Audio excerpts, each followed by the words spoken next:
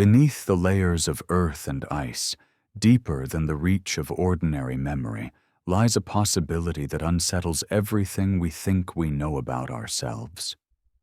What if the story of humanity is not the steady climb from caves to cities, but a cycle of rise and ruin, a tale of forgotten ages buried beneath the dust of time? Imagine a world 100,000 years ago, not silent and primitive, but alive with knowledge, voices, and hands that built with materials we no longer understand. The stones we call ruins may not be the first monuments. The myths we call legends may not be the first warnings. From the frozen heart of Antarctica to the drowned coastlines of forgotten continents, fragments surface, artifacts that hum with power, maps that show lands long vanished, stories whispered across cultures of floods, fire, and gods who walked among mortals. Scholars dismiss them, governments lock them away, yet the questions remain, haunting us like echoes across millennia. Are we the first civilization, or merely the most recent in a line of others erased by catastrophe and conspiracy? Tonight we open that door and step into the shadows of hidden history. Welcome to historic sleep. If you're drawn to stories like these, the ones that live in the shadows between what we see and what was made to disappear, feel free to like and subscribe only if it feels right, and let me know in the comments, where are you watching from, and what time is it for you right now? I love seeing our little map of watchers light up around the world. The first step into this story does not begin in the safety of a library or the glow of a computer screen, but in a place where the earth itself seems to guard a secret under silence and ice. Imagine standing on the endless white expanse of Antarctica, the horizon blurred into sky, the wind cutting across the frozen desert like knives of glass beneath the surface where ice has pressed down for thousands upon thousands of years. A team of scientists drilling for climate data made a discovery they could not explain. Instead of clean layers of compacted snow, their instruments touched something hard, metallic, and pulsing with a faint glow, as if the object itself were alive. When they extracted a fragment, it was no shard of rock. It was a sphere, smooth as if carved by intention, etched with symbols that twisted like vines but belonged to no known language. The dating of the surrounding ice suggested it had been buried for at least 100,000 years, a time when human beings were supposed to be nothing more than scattered bands of hunters, carrying stone blades and living by firelight. And yet here was an artifact, humming with a low vibration, like the heartbeat of a machine. For days the team argued over what it could be. Some said it was a geological oddity, a ball of minerals formed under strange pressure. But others, holding it in their gloved hands, swore the etchings were too precise, too deliberate. One geologist whispered that he felt heat radiating from its core, impossible in the sub-zero wasteland. Soon, rumors spread beyond the tented camp, carried in encrypted emails and hushed phone calls. Governments became involved. A military transport helicopter landed without warning and took the object away, leaving behind silence, threats of secrecy, and researchers who had signed their names on non-disclosure agreements. Nothing more was heard of the sphere in official channels. Yet one of the scientists, unable to bury his unease, described it anonymously. It felt older than our species. The mind reels at such a possibility. Could there have been a civilization on Earth long before the rise of Egypt or Mesopotamia, before agriculture, even before pottery? If so, what kind of world did they create? And how could it vanish so completely? Mainstream history tells us that Homo sapiens were still scattered and primitive 100,000 years ago, struggling to survive the ice ages. But the sphere under the ice cracks open a door to another possibility, that our timeline is not a straight ascent, but a cycle of birth, flourishing, and catastrophic erasure. The very idea resonates with myths carried across cultures. The Sumerians spoke of gods who came from the sky to teach them. The Aztecs believed in suns that rose and fell, each representing an age of humanity destroyed and remade. In the Bible, Noah's flood cleanses the world, just as in the Epic of Gilgamesh, a survivor of a great deluge builds a boat to save life from drowning. Could these stories be the faint echoes of civilizations erased not once, but many times, leaving behind whispers in stone and memory? The Antarctic sphere is not alone in its strangeness. For centuries, explorers and miners have stumbled on objects that should not exist. Tiny metal spheres with grooves cut into their surface, found in South African mines dating back billions of years in geological layers. A hammer embedded in solid rock, claimed to be millions of years old. Ancient maps that show the coastlines of continents as they would have looked before ice buried them. Each case is disputed, explained away as natural formations or hoaxes, yet the sheer number of anomalies leaves a lingering discomfort. If even one is genuine, then history as we know it is incomplete. Scientists who dare to speculate sometimes draw on what is called the Silurian hypothesis, proposed in 2018 by NASA's Gavin Schmidt and astrophysicist Adam Frank. They asked, if an industrial civilization had existed on Earth millions of years before humans, how would we know? The answer is unsettling. Physical artifacts, cities, tools, machines would not survive. Earth is restless. It grinds its surface down, subducts crust into the mantle, erases almost everything over geological time. But chemical signatures might linger. A sudden spike of carbon dioxide, strange isotopes left by nuclear reactions, synthetic compounds that do not occur in nature. These are the faint scars such a civilization might leave behind.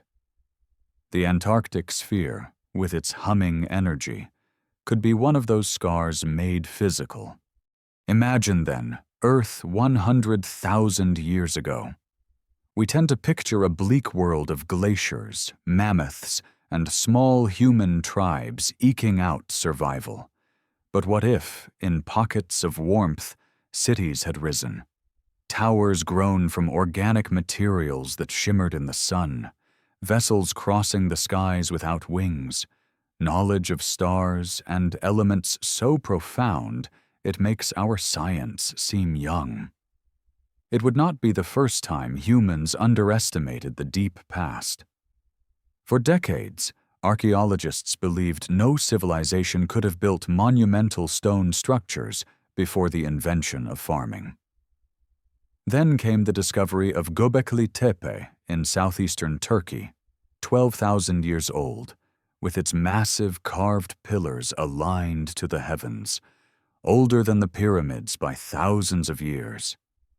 If that was possible, how much further back could the roots of ingenuity stretch? Skeptics demand evidence, as they should. Yet the problem is not just absence of proof, but the machinery of forgetting. Institutions have been known to suppress inconvenient finds, whether out of fear of ridicule or a desire to maintain control of the narrative. The Smithsonian has long been accused, rightly or wrongly, of hiding skeletons that do not fit accepted models. Whistleblowers whisper of artifacts locked in basement vaults. Whether true or not, The suspicion alone reveals how fragile our trust in the guardians of knowledge has become. If a discovery truly threatened to overturn the foundation of history, would we even be allowed to know? Standing in the Antarctic wind, one cannot help but feel the weight of such questions pressing down like the ice itself. The sphere is a symbol, whether artifact or story. It represents the possibility that we are not the first, not the pinnacle, but only one layer in a vast palimpsest of civilizations written and erased over and over again. If so, the true history of Earth isn't recorded in our textbooks, but hidden in sediments, in myths, and perhaps in objects humming quietly under frozen ground. To look for them is to risk being called a dreamer, a conspiracist, a fool. But to ignore them is to choose blindness over curiosity. The night sky above Antarctica is black and endless, the stars sharp as diamonds. Somewhere out there is the measure of our smallness. But perhaps the real mystery lies not in the heavens, but beneath our feet, under ice and stone, waiting to remind us that the story of humanity is far older and far stranger than we dare to believe. And this is only the beginning of the journey.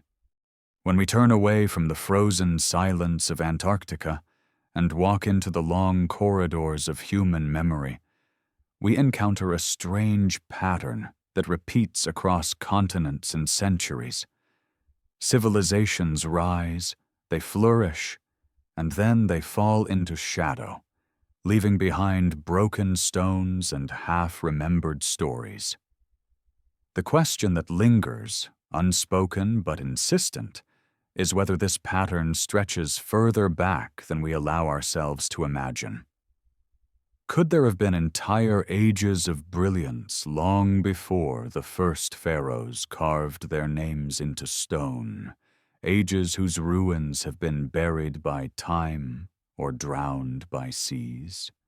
Around campfires, in temples, in manuscripts preserved by monks, humanity has carried certain stories through millennia, and these stories are strikingly similar despite the oceans that divide us.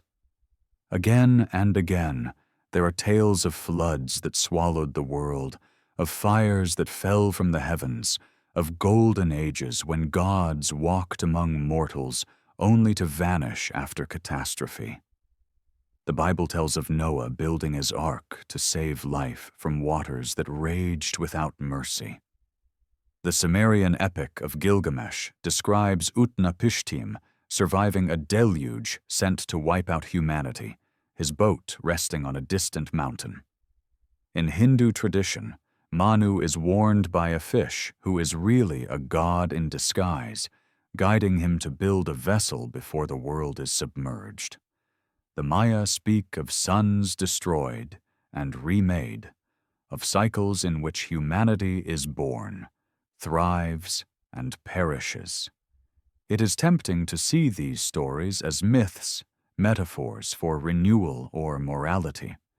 Yet their persistence, across cultures that never touched each other, suggests something more unsettling. Perhaps they are memories, distorted by time, but rooted in real events.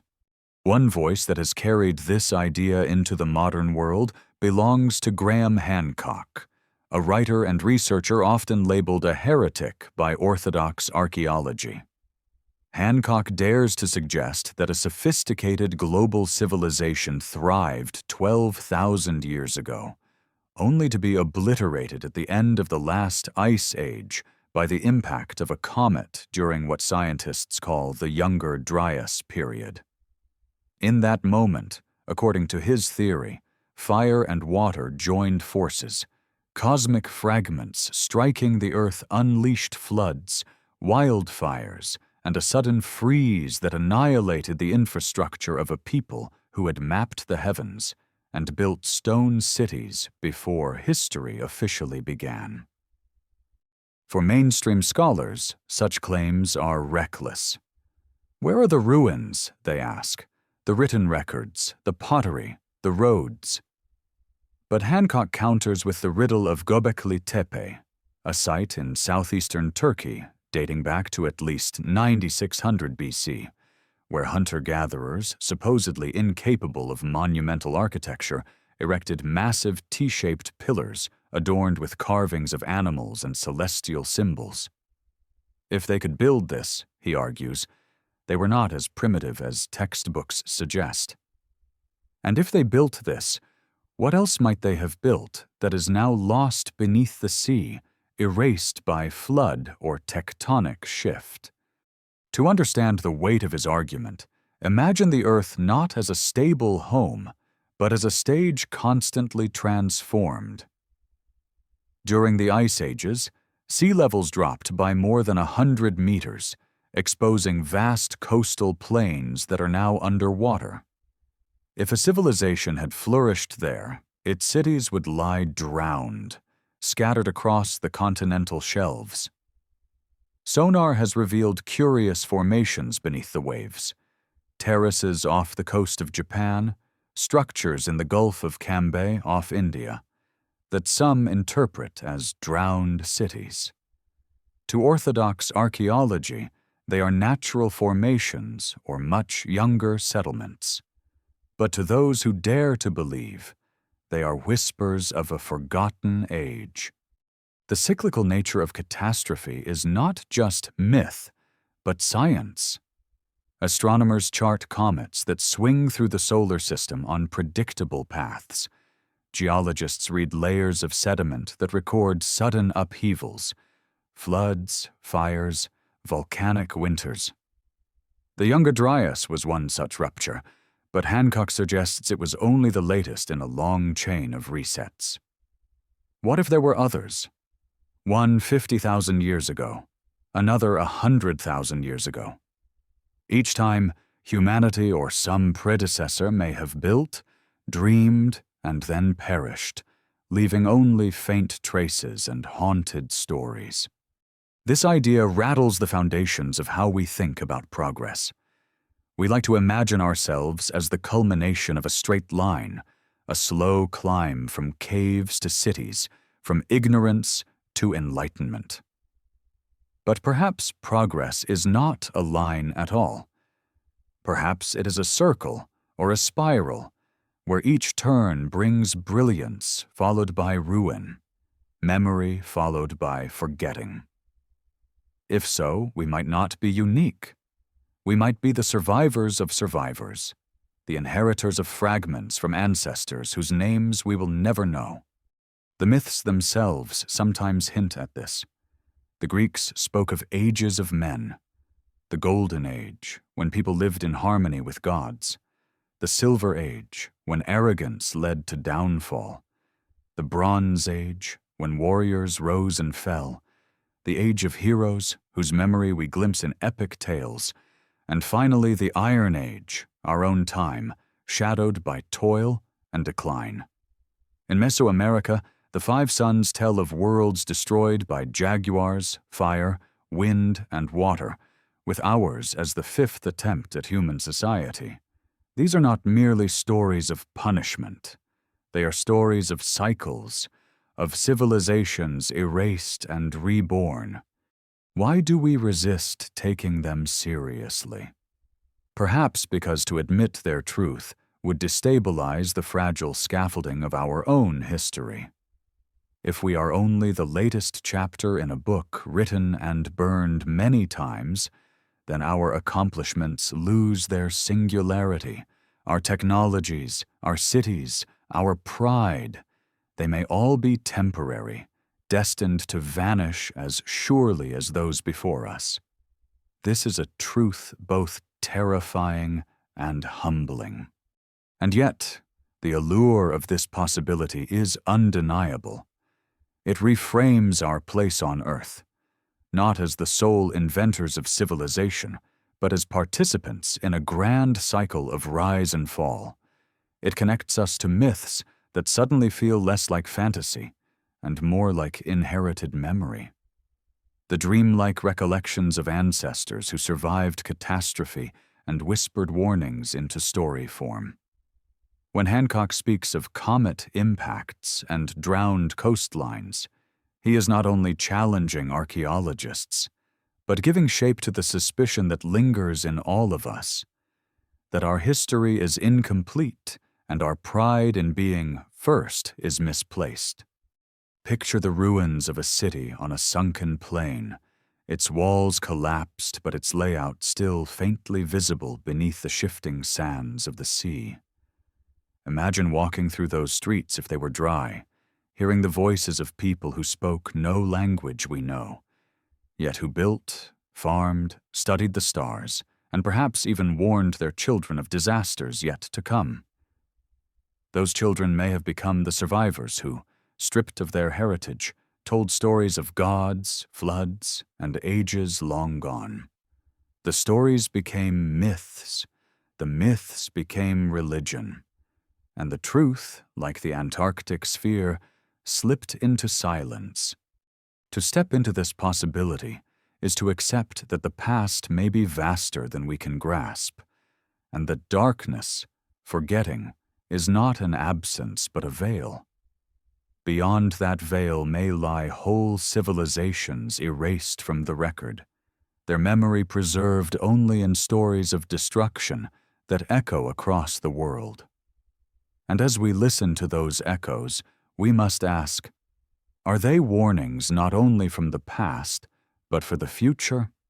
If myths whisper that civilizations may have lived and died before us, science has begun, cautiously and almost reluctantly, to ask the same question. In 2018, two men, NASA climatologist Gavin Schmidt and astrophysicist Adam Frank, published a thought experiment that startled even those who dismissed the idea as fantasy. They called it the Silurian hypothesis, a name borrowed playfully from reptilian beings in a British science fiction show. But behind the light-hearted title lay a profound question. If an industrial civilization had existed on Earth millions of years before humans, would we even be able to detect it today? The first answer they offered was sobering. Probably not. The Earth is a relentless recycler. Cities crumble, metals corrode, plastics disintegrate. Within a few thousand years, forests reclaim skyscrapers. Within millions, plate tectonics grinds continents into the mantle, glaciers scour landscapes smooth, oceans rise and fall, and the surface renews itself. The fossil record is patchy, even for dinosaurs who reigned for over 160 million years, and they left bones the size of cars. How much harder would it be to find the traces of a civilization that lasted only a few thousand years, like ours has so far? Schmidt and Frank suggested we stop looking for ruins and start looking for scars, not walls or tools, but chemical fingerprints in the geological record. Imagine a thin layer of sediment deposited 100,000 years ago that shows an unnatural spike in carbon dioxide far beyond what volcanoes could explain. Imagine cores drilled from ocean floors that reveal synthetic molecules, plastics, chlorofluorocarbons, complex compounds unknown in natural chemistry, trapped in bubbles of ancient air. Imagine isotopes in rocks that could only be created by nuclear reactions, traces of reactors that burned long before we thought reactors existed. These would be the whispers of a lost civilization, written not in stone, but in chemistry. It is a dizzying thought. Our own industrial age has already left such markers. Since the mid-20th century, humanity has blanketed the atmosphere with carbon, scattered radioactive isotopes from nuclear tests across the globe, and filled oceans with plastic fragments that will persist for millennia. Future geologists, millions of years from now, would find these scars even if our cities are long gone. By the same logic, If an earlier civilization burned fuels, split atoms, or manufactured exotic compounds, their traces might still be hiding in layers of rock, waiting to be read. But here is where the story bends from sober science into the territory of forbidden speculation. If such signals exist, have we already seen them? Strange isotopic anomalies are sometimes dismissed as contamination or explained away as natural flukes. In Gabon, Africa, lies the Oklo deposit, where uranium ore once went through self-sustaining nuclear fission nearly 2 billion years ago. Geologists call it a natural reactor, a quirk of physics and geology. But to some, it is a tantalizing hint. What if it was not entirely natural? What if it was the scar of intelligence so ancient it predates mammals? The Silurian hypothesis doesn't claim this, but it gives language to the suspicion. Maybe we have been looking at the evidence of predecessors without realizing it. Closer to the present, other anomalies stir the imagination. Layers of sediments rich in rare isotopes, odd spikes in carbon unlinked to known volcanic activity, and deposits of unusual alloys that resemble industrial byproducts more than natural ores. Each one is filed under anomaly, a footnote in geological reports, rarely pursued further. Yet if we approach them with Schmidt and Frank's question in mind, they take on new significance. They are not errors, but potential messages, tiny signatures left by civilizations erased by time. The implications are unsettling.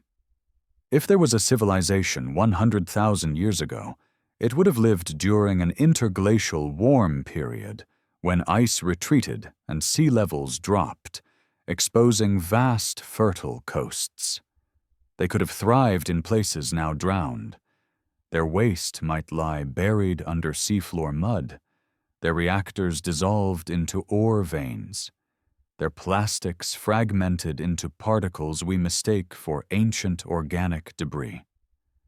The absence of obvious ruins does not mean absence of civilization.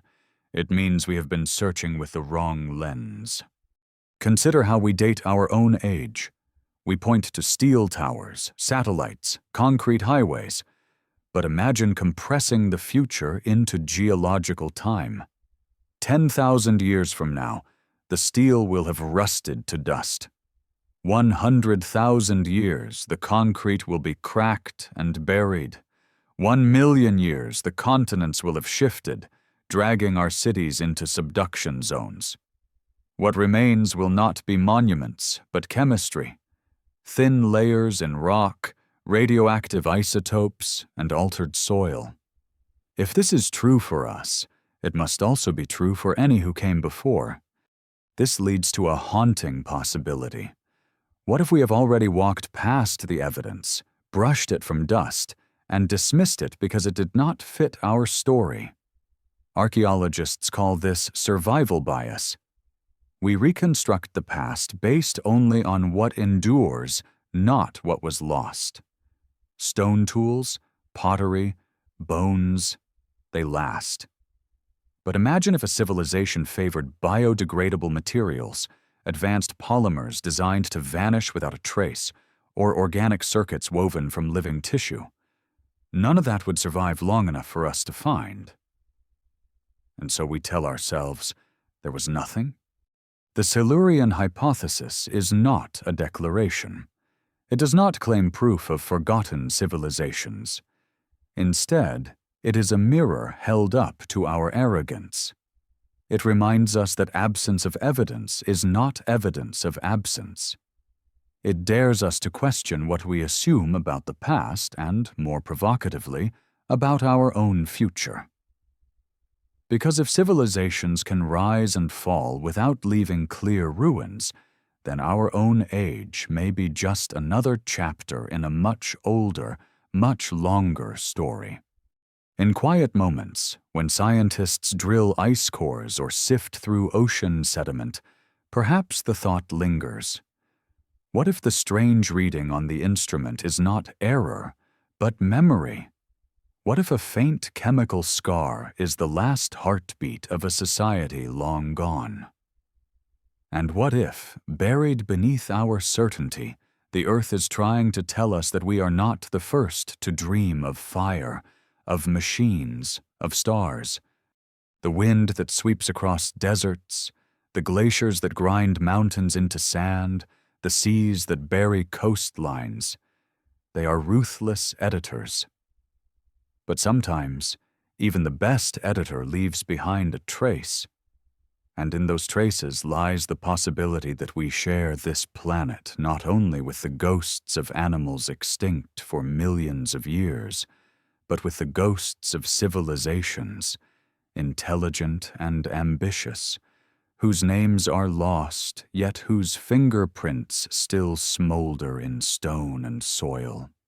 If the Silurian hypothesis suggests we should search for traces in stone and soil, there are already objects in museums and archives that seem to whisper of forgotten technologies.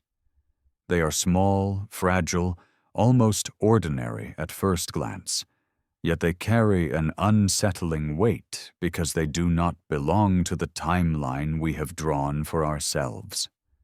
Scholars call them anomalies. Skeptics call them misinterpretations. But to those who linger over them, they are doors opening to older worlds.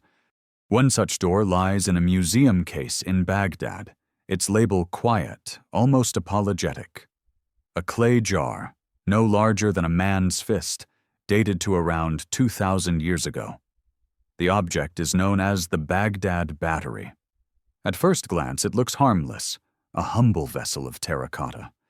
But inside the jar is a copper cylinder and an iron rod sealed with asphalt. When modern scientists filled it with vinegar or lemon juice, both common in antiquity, the jar produced a small electric charge, enough to plate metal with gold or give a tingling shock. Electricity, 2 millennia before Edison.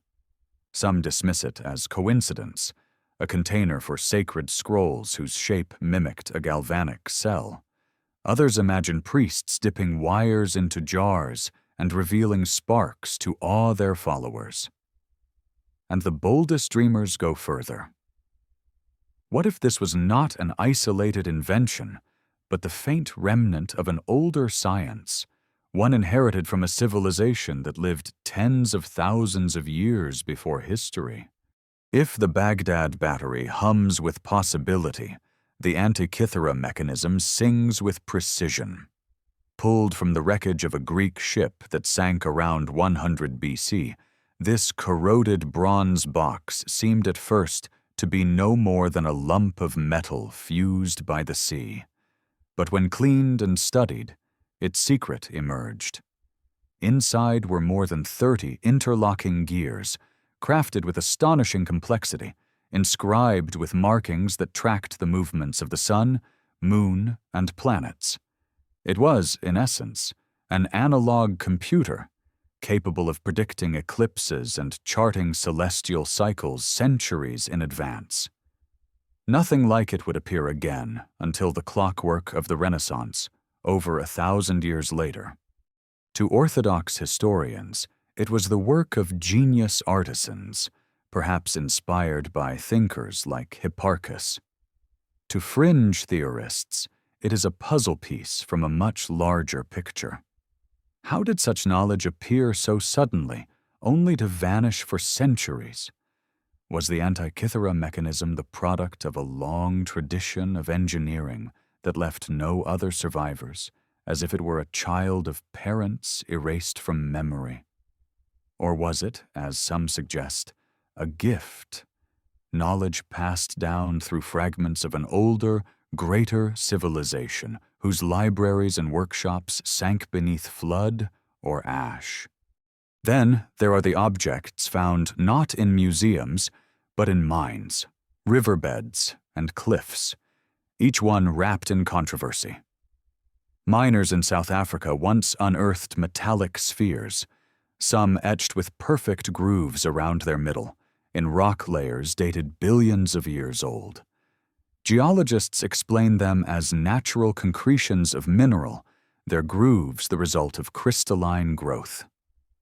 But when one holds such a sphere, its symmetry feels uncanny, as if it were crafted rather than formed.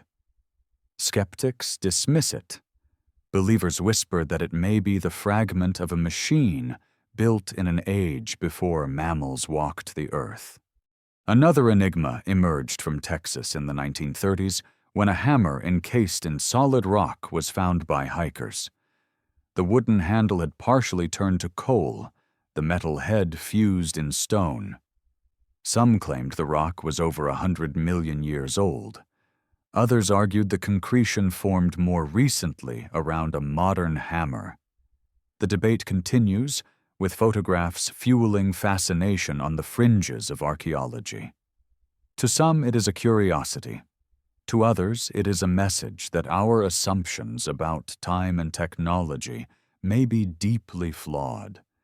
Stories of out-of-place artifacts, or ooparts, ripple across decades of discovery.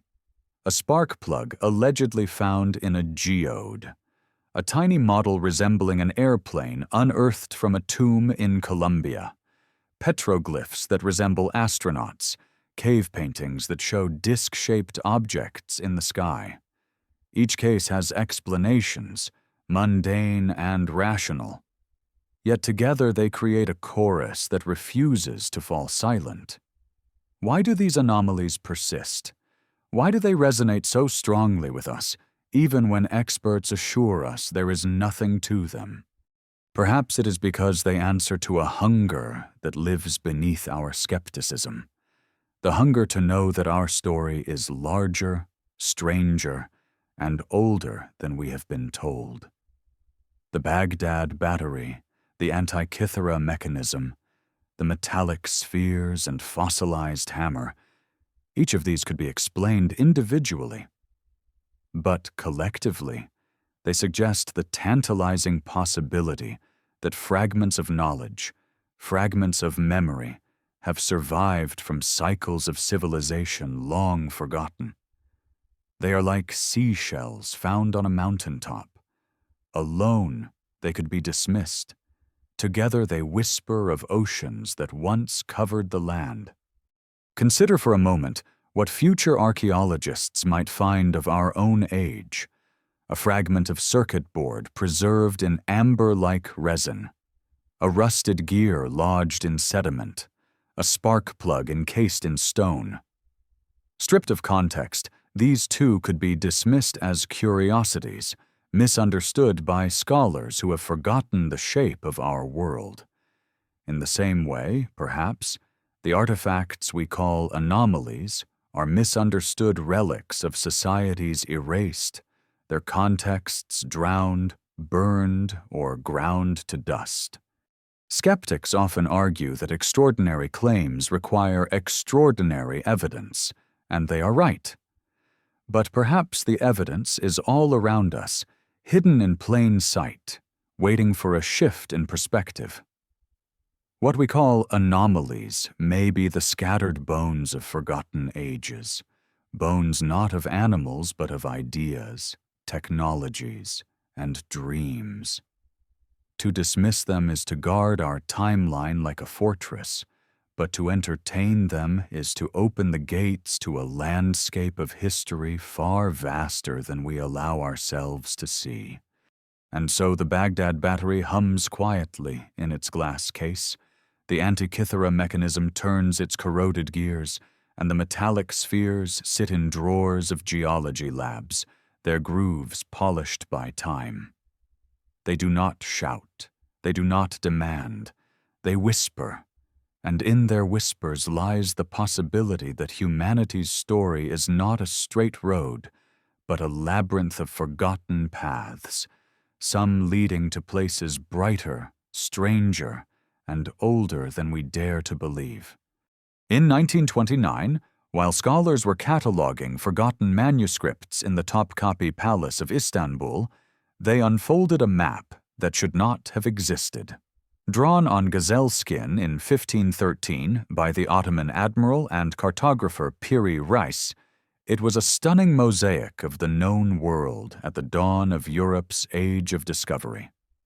The Americas stretched across its parchment, coastlines rendered with uncanny accuracy for an empire that had not yet sent its own ships across the Atlantic.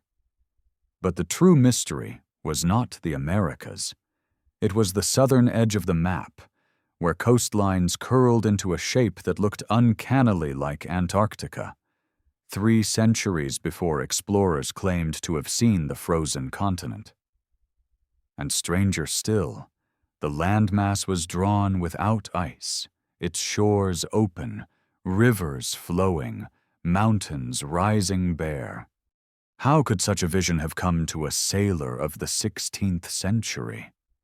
Piri Reis himself, in notes scrawled on the map, admitted that he had not invented it. He had compiled it from older charts, some captured from Spanish and Portuguese ships, others inherited from traditions more ancient still. He claimed some of his sources were maps that had survived from the time of Alexander the Great. If that were true, then the knowledge in his hands reached back not just centuries, but millennia, whispering of coastlines remembered long before ice locked them away. Geologists remind us that Antarctica has been buried under ice for millions of years, yet ice cores tell a more complex story. There were warm intervals, interglacial periods when ice retreated, when parts of the continent's coast may indeed have been ice-free. The last such period occurred around 120,000 years ago. Could the Piri Reis map be an echo, copied and recopied across civilizations, of charts made by people who sailed southern seas in that distant time? If so, then humanity's memory stretches much deeper than we dare admit, recorded not in books but in maps whose origins blur into myth. To many, this map became a bridge to the legend of Atlantis. Plato, writing 2,000 years earlier, had described a great island civilization beyond the Pillars of Hercules, an empire that mastered navigation and geometry before sinking beneath the sea in a single terrible night. Could the same tradition that remembered Atlantis also have carried maps of lands we thought were unreachable? Was the world once connected by networks of sailors who charted coastlines from the Americas to Antarctica, their knowledge shattered but not completely erased? Skeptics argue that the resemblance to Antarctica is coincidence, a distortion of South America's southern tip exaggerated by the limits of early cartography. They remind us that explorers often filled empty spaces on maps with guesses, myths, or hearsay.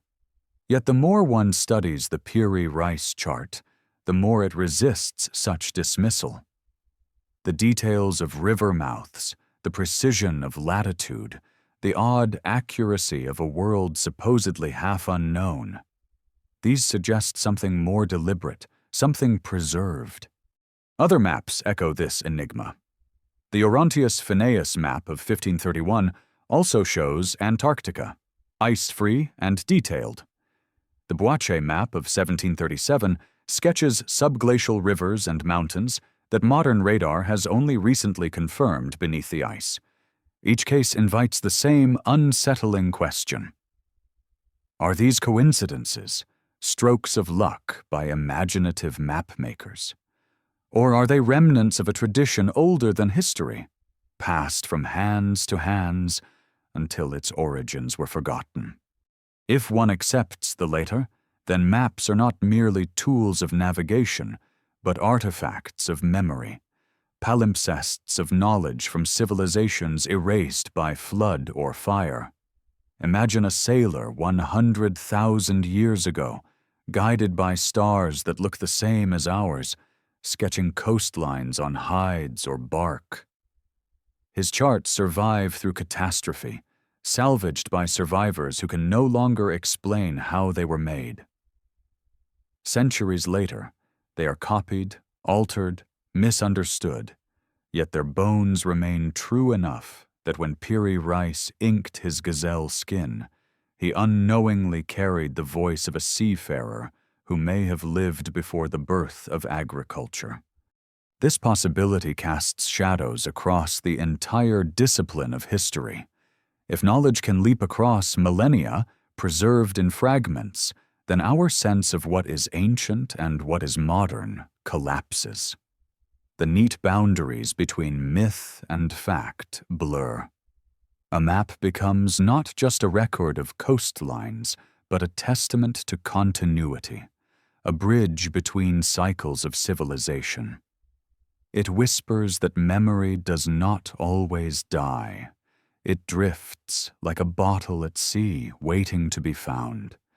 Standing before the Piri Reis map today, one feels the pull of this enigma. The ink is faded, the parchment fragile, but the shapes on its surface are alive with questions. Did forgotten cartographers once chart a world we are only rediscovering? Did sailors cross oceans in ages when we assume humanity was huddled in caves? Are these coastlines the fingerprints of Atlantis, Lemuria, or some other civilization erased from textbooks but preserved in the geometry of a map? Skepticism remains healthy, even necessary. But curiosity is what keeps us awake at night, staring at the jagged lines of ancient maps, wondering if they are whispers from a deep past that refuses to vanish entirely. Perhaps we will never know for certain. But as long as maps like the one of Piri Reis exist, folded in dusty archives, we cannot ignore the possibility that our ancestors once knew the shape of the world far better than we think. And if they knew, if they charted seas now buried under ice, then perhaps they also carried other knowledge of stars, of cycles, of catastrophes yet to come. Perhaps they tried to warn us, not in words, but in lines on parchment, in coastlines traced with trembling ink, so that one day we might unfold the past and glimpse the shadows of what was lost. In a quiet room of the Egyptian Museum in Cairo, among rows of pottery shards and faded papyri, there rests an object so small and unassuming that visitors often pass it by without a second glance. It is carved from sycamore wood, only about 6 inches long, its surface worn smooth by centuries of silence. To curators, it is labeled simply, bird. Yet this so-called bird of Sakara has stirred debates that reach far beyond the sands of Egypt, debates that whisper of dreams of flight carried through millennia. At first sight, it does resemble a bird. There is a body, a tail, wings outstretched. But look closer. The wings are not curved like those of a falcon or hawk. They are straight, rigid, like the wings of a glider. The tail is vertical, shaped more like the rudder of an aircraft than the feathers of a bird. There are no legs, no talons. Some who have studied it suggest it was never meant to represent a creature at all. Instead, it seems to echo the principles of aerodynamics, principles we only began to understand in the modern age of flight. Mainstream Egyptologists argue that it was likely a child's toy or a ritual object placed in a tomb around 200 BC. They remind us that Egyptians often carved symbolic animals, that not every anomaly must be extraordinary. And yet in 1972, an engineer named Khalil Messiha examined the Sakara bird and proposed something far more provocative, that it was a model of a flying machine, evidence that the ancients understood the laws of lift and drag. Messiha even built scaled-up versions based on the artifact's proportions, demonstrating that with minor adjustments it could glide through the air. Suddenly, the little wooden bird seemed less like a trinket and more like a blueprint. If this were an isolated curiosity, it might fade into obscurity. But the Sakara bird resonates because it joins a chorus of other mysteries. Across the ocean, in the tombs of Colombia's Tolima people, gold figurines have been found that look strikingly like modern airplanes, complete with triangular wings and upright tails. To archaeologists, they are stylized insects or birds. To engineers, they look uncannily like delta-wing jets. When one of these figurines was scaled up and fitted with engines, it flew. The line between art and engineering blurs, and we are left to wonder, are these coincidences or echoes of a knowledge older than we think? Ancient texts add fuel to the fire. In the Sanskrit epics of India, the Mahabharata and the Ramayana, there are descriptions of flying chariots called vimanas, machines that soared through the skies and even engaged in aerial battles. The Samarangana Sutradhara, a 10th century treatise on architecture, contains passages that read like technical manuals for building flying craft, complete with details of propulsion and control. Scholars caution that these texts may be allegorical, spiritual metaphors for transcendence. But to those who believe, they are tantalizing blueprints hidden in plain sight, evidence of a tradition of flight long before the Wright brothers. What ties all of this together is the human dream of leaving the ground. Birds have always been symbols of freedom, their effortless arcs across the sky stirring envy and inspiration. For thousands of years we carved their images, painted their wings, and prayed for their speed. It seems only natural that a small wooden figure from Sakara would be shaped like a bird. And yet the details, the straight wings, the vertical tail, refuse to be dismissed so easily. They invite the suspicion that perhaps someone, somewhere in the deep past, glimpsed more than we allow. Perhaps they experimented, carved models, tested glides from temple walls. Perhaps they succeeded, if only for a fleeting moment, in harnessing the air. Skeptics point out that no large fly-in machines have been found in ancient ruins, no engines, no hangars, no metal wings. But absence of evidence is not the same as absence of truth. If such craft were made of perishable materials, wood, linen, leather, they would have vanished long ago. If they were sacred, hidden, or destroyed by catastrophe, their traces might be whispers only, preserved in miniature models and stories of gods who flew. The Sakara bird may be one of those whispers, a fragile relic carrying the ghost of an older sky. Imagine standing in Sakara itself, amid the stepped pyramids and desert wind. Imagine a priest holding the little wooden figure, placing it carefully into a tomb as a symbol of rebirth, the soul's flight to the afterlife. Did he know its deeper meaning? Did he remember a time when his ancestors experimented with wings, when the air itself was a frontier? Or was he simply honoring the eternal dream of humankind, to rise above the earth and touch the heavens? The ambiguity is what makes the object so powerful. It stands at the border between the mundane and the miraculous, between toy and technology, between art and memory. For those who lean toward belief, the Sakara bird is not just an artifact, but a clue in a larger puzzle, a puzzle in which fragments from Egypt, India, Colombia, and other cultures connect into a vision of a forgotten age of flight. For skeptics, it is a reminder of our tendency to project our own technologies backward into history. seeing airplanes in birds, rockets in flames, and machines in myths. Both sides are partly right, and both are incomplete. The truth may lie in a space that accepts both wonder and caution, that recognizes the power of human imagination, but also the possibility that imagination is sometimes memory disguised. As the wooden bird sits behind its glass, worn and silent, it calls us to look deeper. Perhaps it is a toy, and nothing more. Or perhaps it is the last survivor of an ancient experiment, the faint echo of wings that once split the air over deserts and rivers long gone. Either way, it tells us something vital, that the human desire to fly, to transcend the earth, is not modern.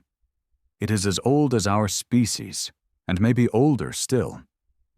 And in that desire lies the possibility that others before us may have reached the sky, only to fall back into silence, their achievements buried until a wooden bird in a museum quietly reminds us that the dream of flight may be older than history itself.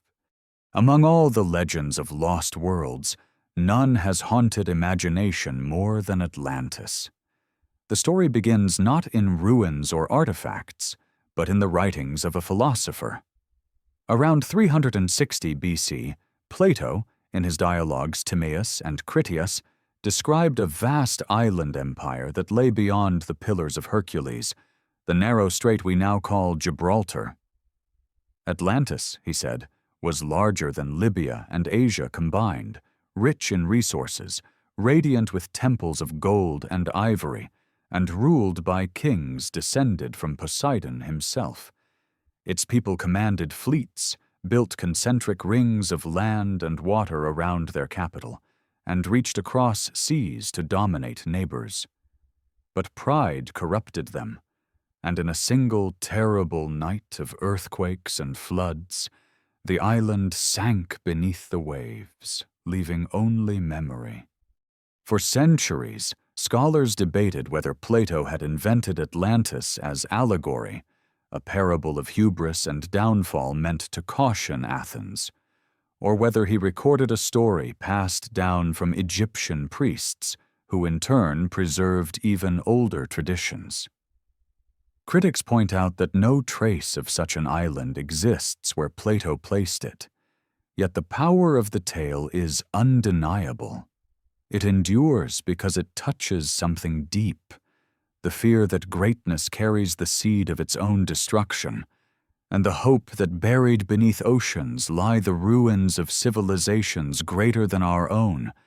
In the 19th century, a Minnesota congressman turned amateur historian named Ignatius Donnelly resurrected Atlantis from philosophy into pseudo-history with his 1882 book Atlantis, The Antediluvian World.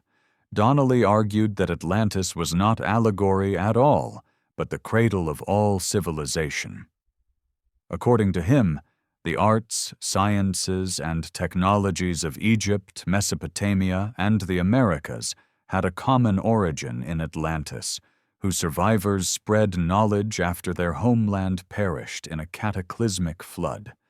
He pointed to similarities in pyramids across continents, myths of deluges shared by cultures oceans apart, and the sudden leaps of technology that seemed to have no explanation.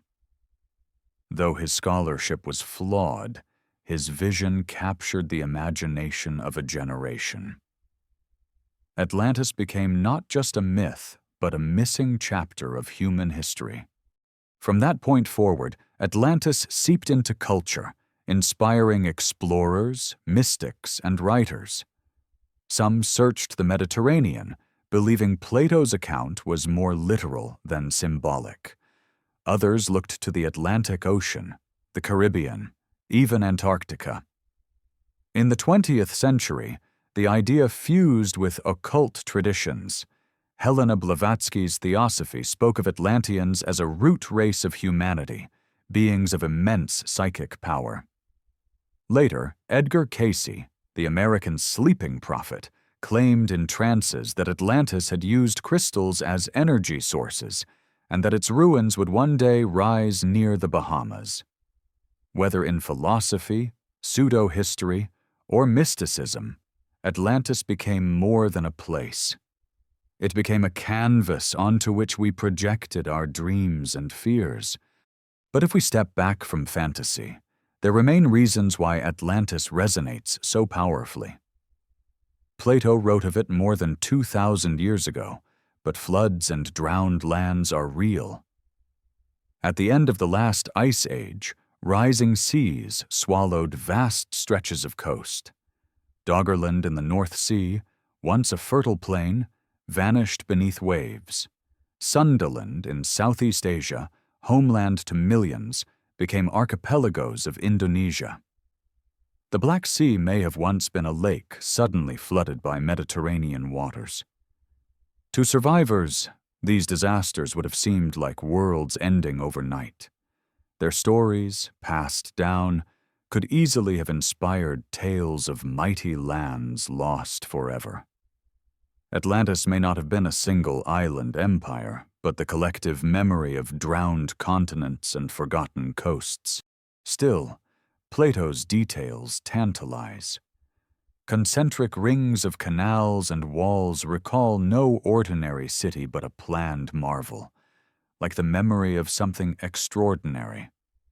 Some researchers see parallels in the ruins of ancient Crete and the eruption of Thera, which devastated the Minoan civilization around 1600 BC.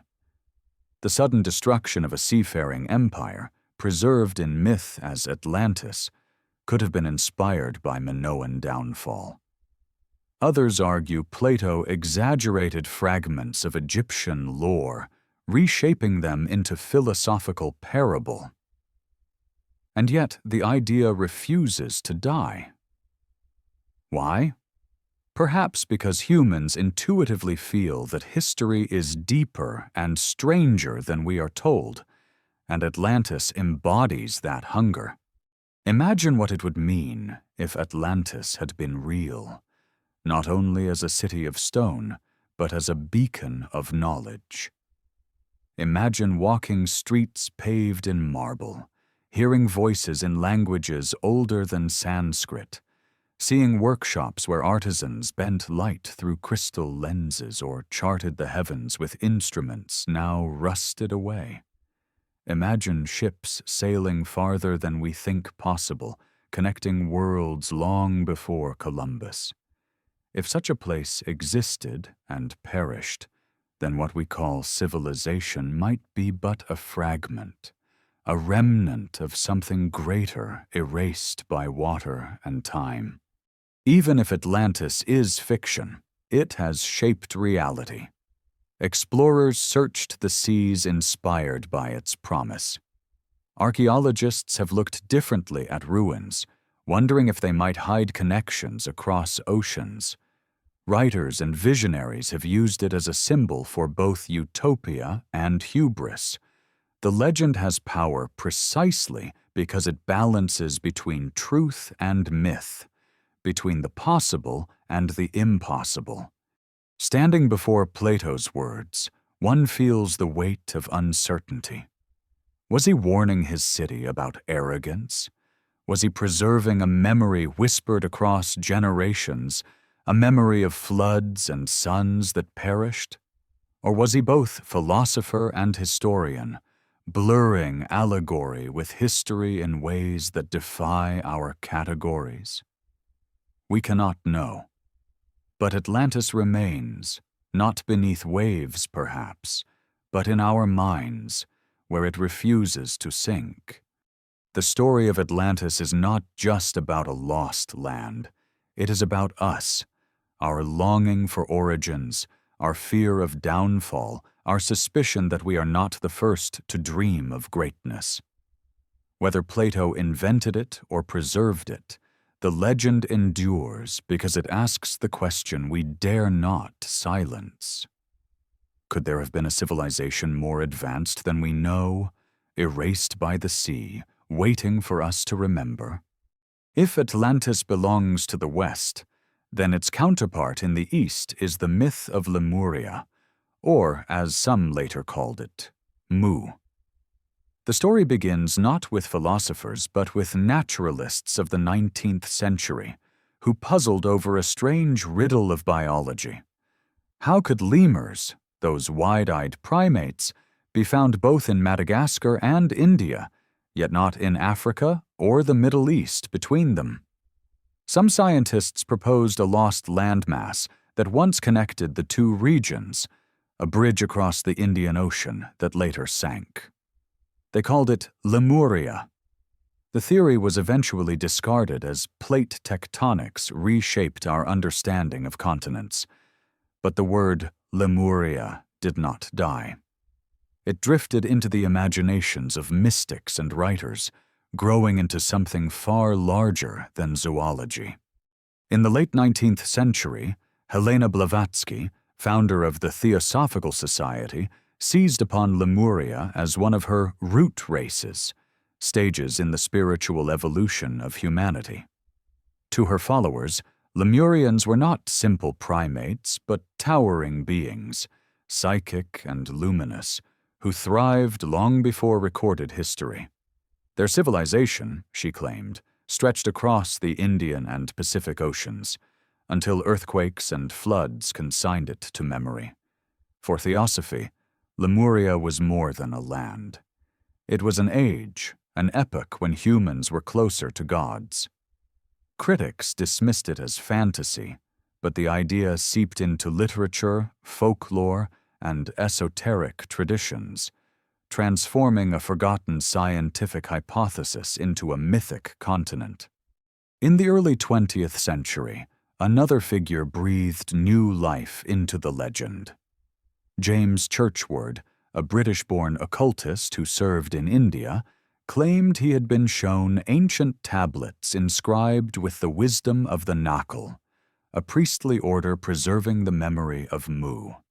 According to Churchward, Mu was a vast continent in the Pacific Ocean, home to 64 million people, a civilization that mastered sciences and arts long before Egypt or Sumer. Its people built gardens, temples, and cities of stone, spoke a unified language, and lived in harmony with cosmic laws. 10,000 years ago, he said, Mu sank beneath the waves after cataclysmic earthquakes and volcanic eruptions, leaving only scattered islands as fragments. Churchward published his claims in a series of books that captivated readers.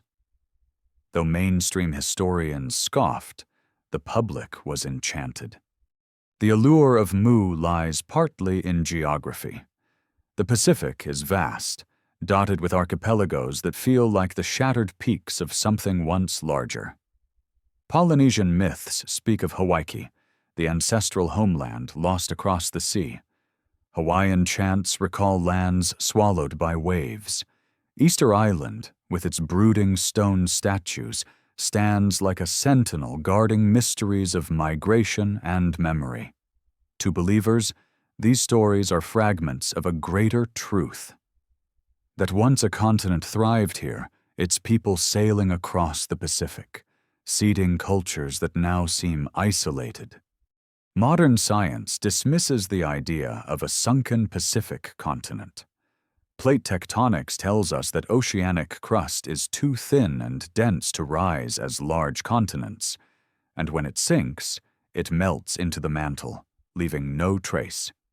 Yet the Pacific is not silent. Submerged ridges and seamounts hint at violent geological histories.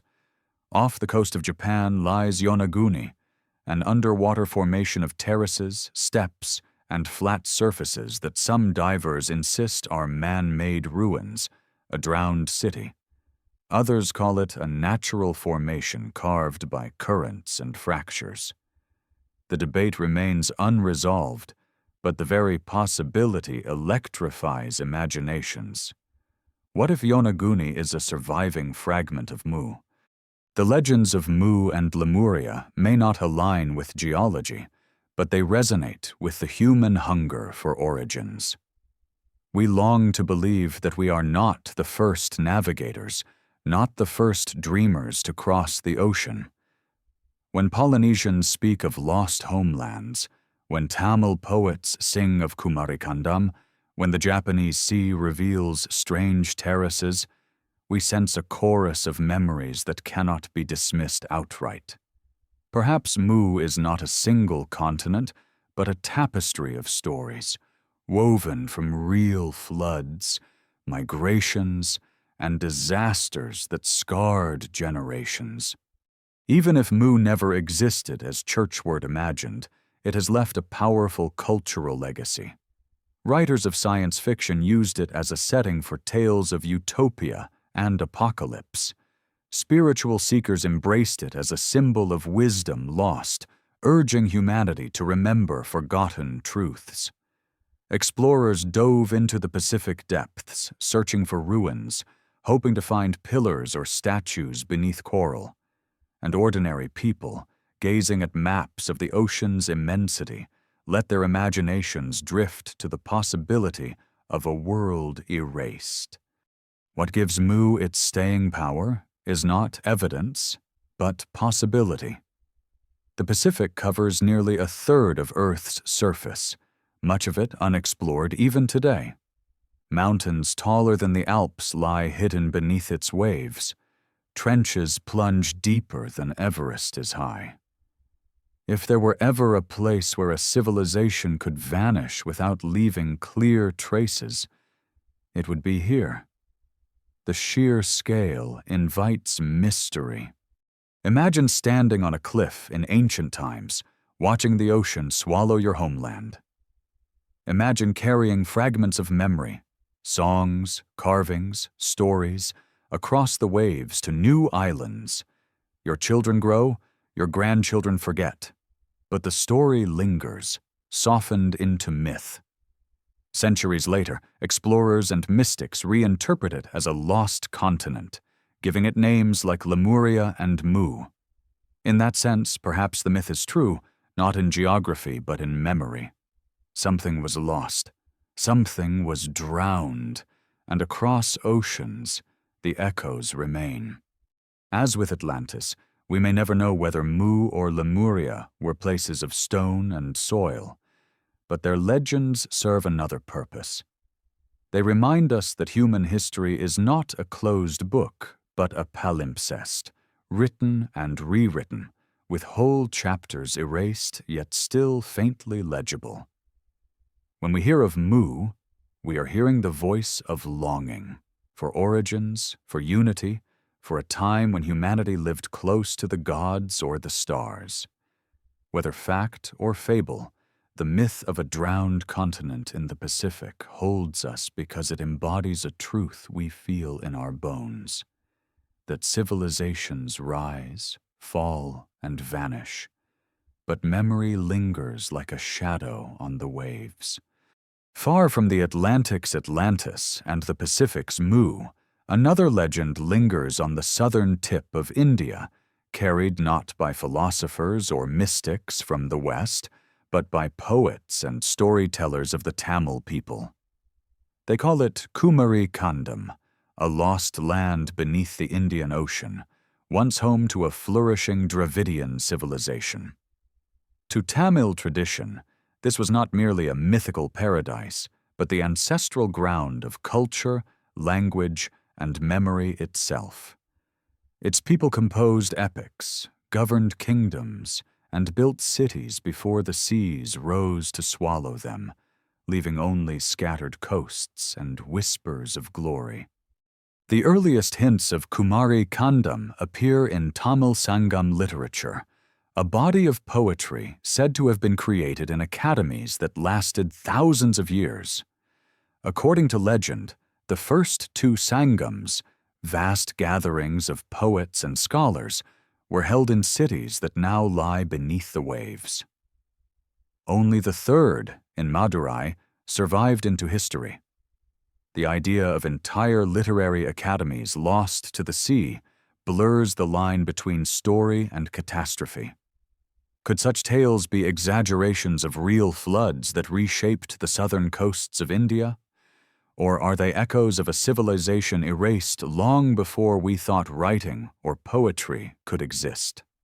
Poems like the Silapatikaram and the Manimekalai speak of great cities, bustling ports, and prosperous kingdoms that once stretched far into lands now drowned. Commentators in later centuries described Kumari Kandam as a vast continent extending southward from Kanyakumari, the southern tip of India, rich in mountains, rivers, and fertile plains. It was said to be the cradle of the Tamil people, a land where knowledge and art thrived until a series of floods and tectonic upheavals dragged it beneath the ocean. For those who cherish Tamil heritage, Kumari Kandam is more than a legend. It is a lost homeland, a reminder that their culture is older than history dares to admit. In the 19th century, European scholars dismissive of Indian traditions often mocked Kumari Kandam as fantasy. But Indian nationalists and Tamil revivalists reclaimed it as a symbol of pride, proof that their people had once led an advanced civilization long before colonial powers or northern dynasties. The myth of Kumari Kandam became a mirror in which cultural identity gleamed, whether or not it was anchored in geological fact. Yet there are strange coincidences that keep the story alive. In 2001, off the coast of Gujarat in northwestern India, sonar surveys of the Gulf of Cambay revealed structures submerged deep beneath the water. The outlines of walls, grids, and what appeared to be foundations of a vast city stretched for miles. Divers recovered artifacts, including stone tools and pottery fragments, some of which were controversially dated to nearly 9,000 years old, far older than the Harappan civilization. Skeptics argued the formations were natural, or that artifacts had been washed there by currents. Supporters hailed them as the ruins of an ancient metropolis, proof that India's coastlines had once held cities far older than textbooks allowed. If the Gulf of Cambay held such secrets, could the southern seas as well? Bathymetric maps reveal drowned river channels off Tamil Nadu, suggesting coastlines extended much further south in the past. Sea levels rose dramatically at the end of the last ice age, flooding tens of thousands of square kilometers of coastal plain. Any settlements there would now lie under layers of silt and coral, invisible to all but the most advanced surveys. It is easy to imagine how memories of such inundations became myths of Kumari Kandam, passed down until poets wove them into epics. What makes Kumari Kandam so powerful is not just the possibility of ruins beneath the waves, but the way it fuses geology, myth, and identity. For the Tamil people, it asserts that their language, one of the oldest still spoken today, was nurtured in a homeland more ancient than any empire. For seekers of lost civilizations, it offers another piece of the puzzle, yet another drowned land remembered by myth, aligning with stories of Atlantis, Mu, and flood traditions worldwide. Could all these be fragments of a collective human memory, different cultures remembering different parts of the same global catastrophe? Imagine standing on the beaches of Kanyakumari, where three seas meet: the Arabian Sea, the Bay of Bengal, and the Indian Ocean. Imagine looking out at the horizon, knowing that beneath those waters poets once sang, kings once ruled, and children once played in streets now claimed by coral. The waves crash endlessly, as if repeating the same line of a poem, a refrain older than memory. For fishermen casting nets and pilgrims visiting shrines, the sea is both life and loss, a provider and a thief. In their stories, the drowned homeland is never far away. Skeptics say there is no geological evidence for a vanished continent on such a scale. But perhaps Kumari Kandam does not need to be a continent. Perhaps it was a series of low-lying coasts and fertile plains drowned during the rapid sea level rise at the end of the Ice Age. For those who lived through it, the loss would have been absolute, their world swallowed whole. To their descendants, it became a continent of memory, magnified by grief and longing until it filled the ocean itself. The myth of Kumari Kandam is not just about the past. It asks us to consider what it means to lose a homeland, and how memory can preserve identity even when land is gone. Whether or not the continent existed, the story continues to shape the Tamil imagination. It is a reminder that cultures carry within them not just myths, but archives of trauma, disguised as poetry and legend. And when we read those poems, when we hear of drowned sangams and vanished kingdoms, we are not only encountering myth, but listening to the heartbeat of memory echoing across millennia. And so Kumari Kandam joins the chorus of lost lands, its voice rising from the Indian Ocean, carrying both pride and grief. Whether real or symbolic, it tells us once more that human history is not neat or simple. It is layered, drowned, erased, and rewritten, yet always yearning to be remembered. Perhaps one day sonar and divers will find more beneath the waves. Or perhaps all we will ever have are the words of poets and the crash of the sea at Kanyakumari, whispering of a homeland swallowed but never forgotten.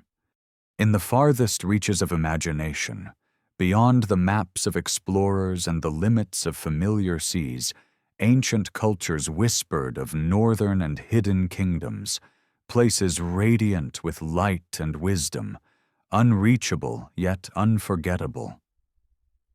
To the Greeks it was Hyperborea, a land beyond the north wind, while in Tibetan and Buddhist lore it was Shambhala, a secret valley of enlightenment concealed in the folds of the Himalayas. Though thousands of miles apart, both myths describe sanctuaries untouched by time, places of abundance and knowledge, where humanity's potential flowered free from the struggles of ordinary existence. The story of Hyperborea began with Herodotus, Pindar, and later writers who spoke of a people who lived so far north that Boreas, the god of the icy wind, could not touch them. There, the sun shone for 6 months of the year, fields yielded effortlessly, and sickness and war were unknown. Some described a perfect climate where grain ripened without sowing, and flocks wandered without herdsmen. The Hyperboreans, they said, worshipped Apollo, god of the sun, and every year sent offerings wrapped in straw, passed from tribe to tribe, until they reached his temple at Delphi. To the Greeks, Hyperborea was not just a geographical curiosity, but a golden age preserved in a hidden corner of the world, a reminder that paradise might still exist if one could only sail far enough.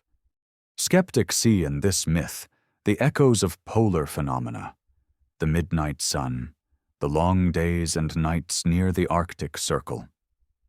In the interglacial periods, when ice sheets retreated, parts of the far north may indeed have been fertile, with tundra blossoming into meadows. For a seafaring people like the Greeks, whose world was bounded by the Mediterranean, tales of lands beyond the north wind may have been half memory, half dream, reports of warmer epochs, preserved as myth. Imagine nomads during a warmer age wandering north to lands now buried under permafrost, telling stories of a paradise where summer never ended. When ice returned, their descendants may have remembered those lands not as history, but as legend, transforming geography into myth. Meanwhile, far to the east, Buddhist traditions spoke of another hidden realm, not in the north, but in the heart of Asia. Shambhala, they called it, a kingdom of wisdom and compassion, ringed by snow-capped mountains, visible only to those pure of heart. In the Kalachakra Tantra, a text of Tibetan Buddhism, Shambhala is described as a land where enlightened kings rule in justice, where people live in harmony, awaiting the day when they will emerge to defeat ignorance and usher in an age of peace. Explorers of the West, hearing of it, compared it to Eden or Atlantis, another paradise lost to ordinary eyes. For Tibetan lamas, Shambhala was never merely fantasy. It was a teaching, a reminder that true kingdoms are within, that enlightenment is hidden in the folds of the mind. Yet stories also circulated of valleys hidden in mist, of travelers who stumbled into villages that seemed untouched by time, where crops grew without effort and people spoke languages unrecorded elsewhere. These accounts blurred the line between metaphor and geography, giving Shambhala a life of its own, half spiritual, half material. The convergence of Hyperborea and Shambhala is striking. Both are described as lands of light, inaccessible to ordinary mortals. Both are sanctuaries of peace, where knowledge and harmony endure while the outside world struggles with chaos. Both are linked to cycles of time. Hyperborea to the eternal return of Apollo, Shambhala to the cosmic struggle between wisdom and ignorance. And both raise the possibility that ancient peoples preserved memories of real places, fertile refuges during ages when climate shifted, refuges that became unreachable when ice returned or when tectonic forces reshaped the land. Geologists tell us that the Earth's poles have not always been frozen wastelands. During interglacials, warmth spread farther north and south, melting glaciers, opening valleys, and greening tundras. Perhaps during these times, humans or their ancestors found havens in what we now call extremes. Imagine lush valleys in Siberia or Arctic plains alive with grass, rivers, and animals. Imagine small communities flourishing there for generations, their descendants later banished by returning ice. What would remain but stories of paradise lost, passed down until they became Hyperborea, Shambhala, or countless other names whispered around fires? In the 20th century, seekers and occultists wove these myths into grand theories. Hyperborea became, in some traditions, the cradle of the Aryan race, misused by ideologues who sought to anchor supremacy in myth. Shambhala, meanwhile, became the focus of expeditions by explorers and mystics, from Nicholas Roerich to Nazi occultists, each hoping to find hidden masters in the Himalayas. These appropriations distort the original myths, yet they reveal how powerful the longing is. The desire to believe there exists somewhere a refuge from history, a storehouse of wisdom untouched by decline. But perhaps the real message is not about geography at all. Perhaps Hyperborea and Shambhala are reminders that the Earth itself is not static. What we call wasteland today may once have been paradise, and what we call paradise may one day be desert. Climate shifts, poles wander, cycles turn. In that sense, the myths preserve a deeper truth. Civilizations rise where climate allows, and they perish when the Earth moves on. To remember Hyperborea is to remember that warmth once reigned where ice now lies.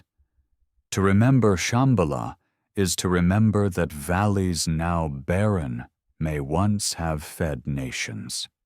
Imagine standing on a frozen plain of Siberia where mammoth bones jut from the earth. Imagine that 10,000 years ago, this was grassland under a milder sun, dotted with lakes and hunted by tribes who saw no boundary between heaven and earth. Their children, driven south by advancing cold, told stories of the paradise they had lost. Thousands of miles away, monks in Himalayan monasteries speak of hidden valleys where time itself bends. Different places, different voices, but the same longing, that there exists a land untouched by decay where knowledge and life endure. Hyperborea and Shambhala may never be found on any map, yet they persist, carried in myth because they speak to something universal. We all long for sanctuaries, for places beyond the reach of suffering. Whether in the frozen north or the secret east, these myths remind us that humanity has always dreamed of hidden kingdoms. Perhaps because, once upon a time, they were real. Every myth of a lost civilization is shadowed by the same specter: catastrophe, floods, fires, earthquakes, the sudden collapse of a world that seemed eternal. For centuries, such stories were treated as allegories, warnings dressed in poetic disguise. But geology, with its patient tools and silent witnesses, tells us that catastrophe is not fiction. The Earth has always been a restless stage, and civilizations, whether ancient or modern, have always been actors dancing on ground that can turn violent in an instant. 74,000 years ago, on the island of Sumatra, the Earth tore itself open in one of the greatest eruptions in human prehistory. The Toba supervolcano exploded with a force thousands of times greater than the eruption of Mount St. Helens. Ash darkened skies across Asia, falling in blankets hundreds of feet deep. Sulfur filled the stratosphere, reflecting sunlight, plunging the world into a volcanic winter. Temperatures may have dropped by as much as 15 degrees. Glaciers expanded, crops withered, forests shrank. Genetic studies suggest humanity itself came close to extinction, reduced to a few thousand breeding individuals. Whether or not the Toba bottleneck was as severe as once believed, there is no doubt the eruption scarred the planet and its people. If a civilization had flourished then, fragile, brilliant, perhaps coastal, it could have been erased almost overnight, its survivors reduced to scattered tribes carrying only fragments of memory. But Toba was not unique. The Earth has endured other convulsions. Roughly 12,800 years ago, as the Ice Age began to retreat, another mystery unfolded. The planet had been warming steadily, glaciers melting, seas rising, until suddenly, within the span of a few years, the warming reversed. Temperatures plunged, glaciers returned, and the world entered a sudden freeze known as the Younger Dryas. For more than 1,000 years, the chill endured, reshaping ecosystems and delaying the rise of agriculture. What caused it? Some scientists point to the collapse of massive glacial lakes in North America, which released torrents of fresh water into the Atlantic, disrupting ocean currents. Others, like proponents of the Younger Dryas impact hypothesis, argue that a comet or fragments of a comet struck the Earth, igniting wildfires and injecting dust into the atmosphere. Evidence of microscopic diamonds and unusual chemical layers lend some support to this idea, though the debate rages on. To Graham Hancock and others who see a lost civilization at the dawn of history, the Younger Dryas was the death knell of that society. Fire from the sky, floods from melting ice, and centuries of cold would have left little but ashes, myths, and scattered ruins. And beyond these singular events are the rhythms of the planet itself, slow and implacable. Astronomers have identified the Milankovitch cycles, subtle variations in Earth's orbit, tilt and wobble that change the amount of sunlight reaching the planet. Over tens of thousands of years, these cycles usher in and end ice ages, shifting climates so profoundly that forests become deserts, grasslands become tundra, and seas rise and fall by hundreds of feet. To those who lived through them, these were not abstract cycles, but lived catastrophe. Imagine a coastal city thriving during a warm interglacial, only to see the sea freeze and crops fail. Imagine survivors migrating south, carrying stories of a paradise lost to cold. Millennia later, others would tell of golden ages destroyed by gods, not realizing they were remembering the turning of orbital gears above them. Catastrophe does not only destroy, it erases. A flood does not simply drown a village, it scours it, sweeps it away, buries it in silt. An eruption does not only kill its victims, it covers their cities in ash until they vanish from sight. Time and geology do the rest, grinding stone into sand, lifting mountains into sky, dragging coasts into the sea. What hope, then, for fragile traces of ancient societies? Even our own skyscrapers, if left untended, would crumble to dust within centuries. In 10,000 years, forests would reclaim them. In 100,000, glaciers would grind them into nothing. If catastrophe visited us tomorrow, would future civilizations even know we existed? Or would we, too, survive only as myths whispered around fires? It is in this light that myths of floods and fire take on a new resonance. They may not be allegory at all, but inherited memory of real disasters, encoded in stories because memory is the only technology that survives when libraries burn and cities sink. Noah, Utnapishtim, Manu. These are not isolated tales, but chapters of a global book of catastrophe. And within that book lies the haunting possibility that more than once, humanity has risen to heights we no longer remember, only to be dragged back into darkness by the Earth's own fury. Standing at the edge of Lake Toba today, its placid waters filling the caldera of that ancient eruption, it is hard to imagine the terror of that day 74 millennia ago. Fishermen cast nets, children play on its shores, tourists photograph sunsets. Yet beneath the calm lies the memory of apocalypse. And if it happened once, it can happen again. The Earth doesn't care for our cities, our empires, our technologies. It moves to its own rhythms, indifferent and immense. This realization is both terrifying and humbling. We like to imagine that progress is permanent, that our monuments guarantee memory. But catastrophe is the great eraser. It has leveled civilizations we know. Pompeii, Herculaneum, the Minoans, the Maya. How many more did it erase completely, leaving nothing but faint scars in stone and myth? Perhaps Atlantis, Lemuria, Kumari Kandam, and others are not fantasies at all, but names we have given to real societies obliterated by fire, ice, and water.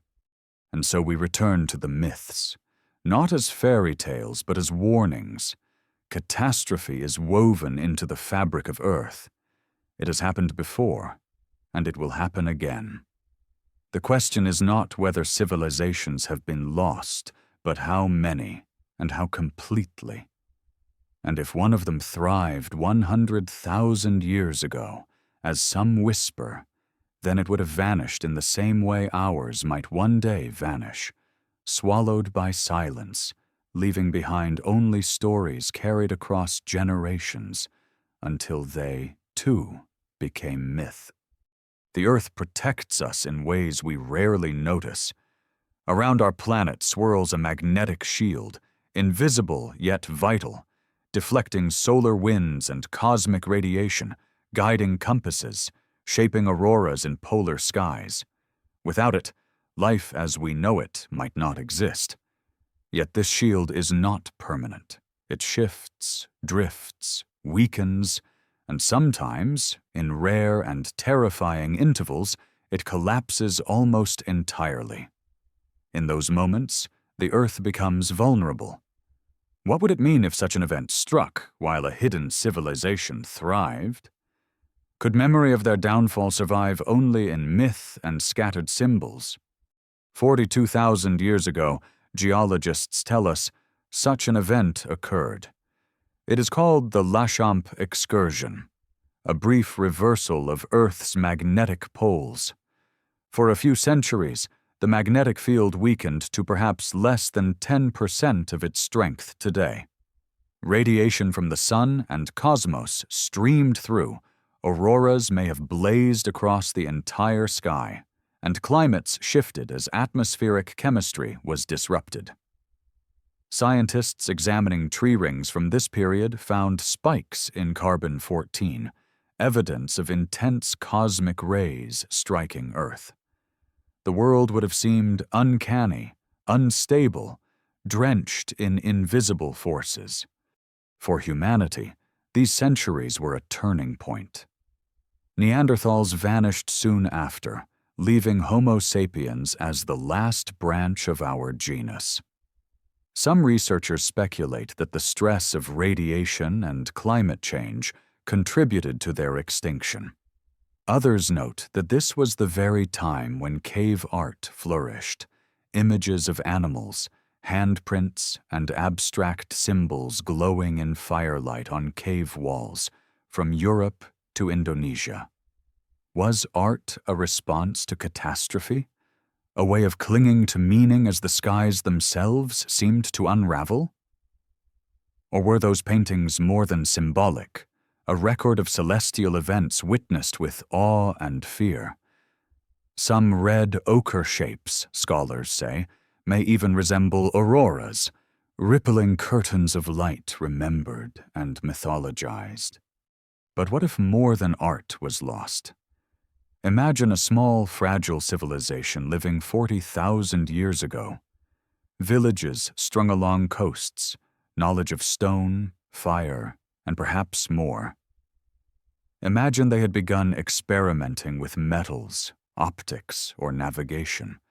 But their records were perishable. Bark, wood, skins, tablets that could not survive millennia. Then the magnetic shield collapsed. Radiation increased, crops failed, animals migrated or died, climates turned erratic. Disease spread as immune systems faltered. Within a few generations, that fragile society could have crumbled, its survivors reduced to wandering bands. Its knowledge, painstakingly gathered, would have perished with its libraries, leaving behind only faint traces. Perhaps a tool here, a carving there, insufficient for us to reconstruct what was lost. The Lachamp event was not the only magnetic disruption. Earth's poles have flipped many times in its history, though usually over thousands of years. During transitions, the field weakens, exposing us to radiation. To our ancestors, such times must have felt apocalyptic. The sun burning hotter, skies filled with unfamiliar lights, animals behaving strangely. Myths of angry gods, battles in heaven, or the sky itself tearing open may preserve memories of these intervals. Even today, when we see auroras dance, we feel awe at their beauty. But for ancient people, seeing such lights at latitudes far from the poles, night after night, might have inspired both fear and reverence. Could such an event erase a civilization? The answer is yes, if that civilization depended on delicate technologies. Modern society, with satellites, electronics, and global grids, would be crippled by a geomagnetic collapse. Navigation would fail, radiation would disable satellites, power systems could short and burn. The same sun that sustains us would become a threat. If our world can be undone by a weakened shield, why not theirs? Perhaps this is why traces of technology vanish. Stone survives, but not circuits. Pottery endures, but not wires. If an ancient society reached beyond stone, its fragile materials would not survive millennia, especially if a magnetic collapse and climate disruption drove its people back to survival mode. All that would remain is the human instinct to preserve meaning through art, myth, and ritual. And so, in the dark of caves, they painted. They pressed hands against stone. They carved symbols whose meaning we have yet to decipher. Maybe those were not primitive beginnings, but desperate endings, the last survivors recording what they could before their knowledge was lost to time. This perspective reframes our understanding of prehistory. Instead of asking why humans suddenly began creating art 40,000 years ago, we might ask, what were they trying to preserve? Were they starting culture or saving it? Were they inventing symbols or archiving memories of skies filled with fire? When we see a line of ochre animals or a handprint, perhaps we are seeing not just art but testimony, as urgent as any written chronicle. Standing in a cave in France, staring at the outlines of mammoths and lions painted tens of thousands of years ago, one can almost feel the weight of this possibility. Outside, the world was dangerous and unstable, skies strange, radiation invisible but deadly. Inside, by firelight, people traced what they remembered, what they feared, what they hoped would endure. To us, it is prehistory. To them, it was survival, legacy, resistance against erasure. The Lachamp excursion ended. The field recovered. Humanity continued. But in the gap, something may have been lost forever. A people, a knowledge, a way of life erased by forces larger than themselves.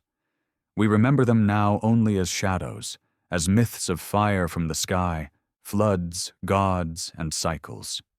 Perhaps this is the deeper lesson. Civilizations do not need conquest to fall. Sometimes the earth itself, shifting its unseen shield, decides their fate. What survives is not their technology, but their whispers. The paintings on stone, the stories that ripple across cultures, the myths that speak of worlds destroyed and reborn. And those whispers, fragile as they are, may be the only reason we still suspect that we are not the first to dream of greatness. If the earth hides its secrets anywhere, it is in the sea. More than 2/3 of the planet is water, and under those waves lie worlds we have barely begun to explore. Coasts shift, rivers drown, plains vanish as seas rise and fall across ages. What is land today was ocean yesterday, and what is sea today may once have been home to cities, fields, and voices. If civilizations once thrived in ages before our own, their traces would not be found in deserts or mountains but beneath the tides, where time and silt conceal them like dreams. In the Bahamas, divers swim over strange lines of stone just off the island of Bimini. They call it the Bimini Road. Massive blocks, some as long as 4 meters, laid out in straight rows that resemble a road, a wall, or a foundation.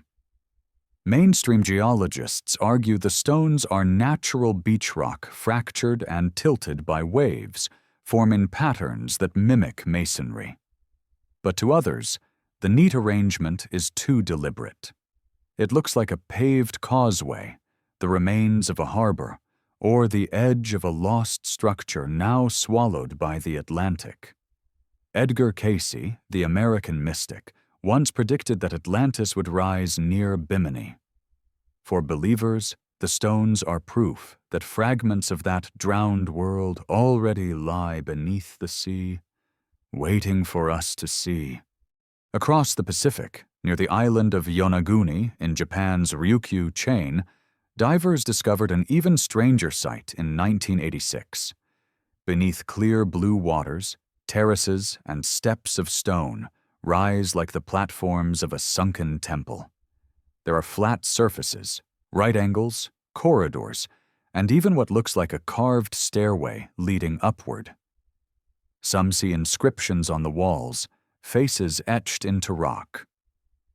Marine geologists debate: are these natural formations shaped by tectonic fractures and wave erosion, or are they the remains of a megalithic city drowned at the end of the last ice age? For Masaki Kimura, a Japanese scientist who studied the site for decades, Yonaguni is unmistakably man-made. He points to what he believes are roads, altars, and pyramids, dating them back more than 10,000 years. If he is right, Yonaguni would be one of the oldest cities on Earth, surviving not in memory but in stone beneath the waves. And yet, it is not only mysterious stone shapes that whisper of lost worlds. In the North Sea lies Doggerland, once a vast plain connecting Britain to mainland Europe. 10,000 years ago, it was home to rivers, forests, and settlements. Hunters stalked deer, fishermen plied shallow lakes, families built villages. But as glaciers melted, the sea rose, swallowing the land bit by bit until only islands remained. Then nothing. Today, trawlers haul up bones of mammoths and tools of humans from the seabed, reminders that a world once existed where waves now roll. Unlike Atlantis or Mu, Doggerland is not myth but fact, a drowned world that proves how much can vanish when seas rise.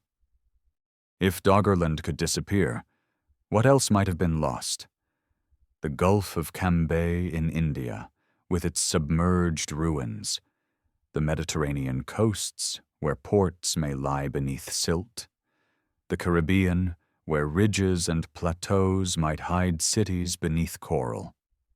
Archaeologists know that underwater exploration is still in its infancy. Less than 5% of the seafloor has been mapped in detail.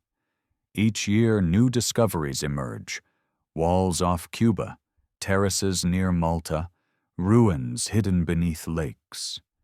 Some are dismissed as natural, others remain contested.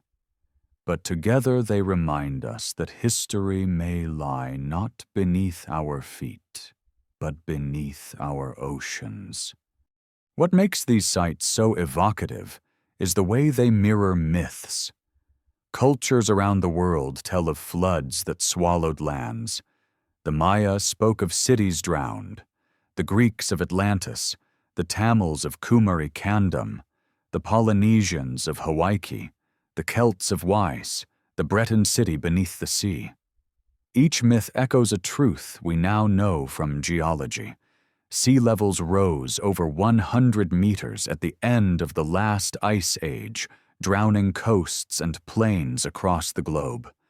If human societies flourished there, their ruins would lie underwater, silent and hidden.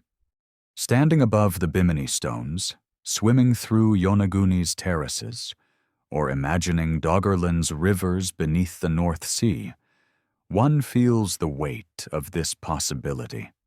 Civilization may not be a straight line upward from caves to skyscrapers. It may be a cycle of rise and drowning, of knowledge lost to water and then reborn. If a people built cities 12,000 years ago, they may have been erased not by conquest, but by tide. The survivors, scattered inland, carried only stories of floods, of gods punishing arrogance, of lands swallowed whole. Their children remembered those stories. Their grandchildren turned them into myths. We now read them as legends, not realizing they may be histories blurred by salt water and time. The sea is a graveyard of memory. It keeps secrets well. Coral grows, silt buries, currents scour. Yet every so often the ocean reveals a glimpse, a line of stone, a terrace of rock, a tool pulled from a net. These fragments remind us that we are still blind to most of our past. Perhaps our greatest museums are not on land, but beneath the waves, waiting for us to dive deep enough, to look long enough, to listen closely enough to what the drowned continents whisper. One day, technology may map the seafloor as clearly as we now map the land. When that day comes, perhaps we will see networks of walls, streets, and harbors stretching where today we see only blue. Perhaps then the myths of drowned worlds will no longer be myths, but memories confirmed. Until then, we are left with hints and possibilities, with divers swimming over stone roads, fishermen hauling ancient bones from the sea, and poets remembering lands their ancestors once called home. The ocean hides the past, but it also preserves it. And in that paradox lies the heart of the mystery. If civilizations rose before us, their ruins are still there, waiting in silence under the waves, monuments not of stone alone, but of the fragility of memory itself. There are stones so large, so perfectly placed, that they seem to defy time itself. They stand on deserts, plateaus, and mountainsides, refusing to crumble though centuries have tried. Travelers stare at them, scholars measure them, and yet they remain half-explained, as though the builders left puzzles rather than monuments. Perhaps these works are testaments to human genius alone. Perhaps they are reminders of knowledge borrowed from ages long forgotten. In Egypt, the Great Pyramid of Giza rises from the desert as if born from the earth itself. Over 2 million stone blocks, some weighing more than 70 tons, were fitted so precisely that even a blade of grass cannot slip between them. The pyramid is aligned with the cardinal directions to a fraction of a degree, its base nearly a perfect square. To build it today would require cranes, lasers, and computer modeling, yet the Egyptians did it 4,500 years ago with copper tools and manpower. Or so we believe. For those who linger on the details, the quarrying of stone, the transportation across miles, the lifting and fitting, doubts creep in.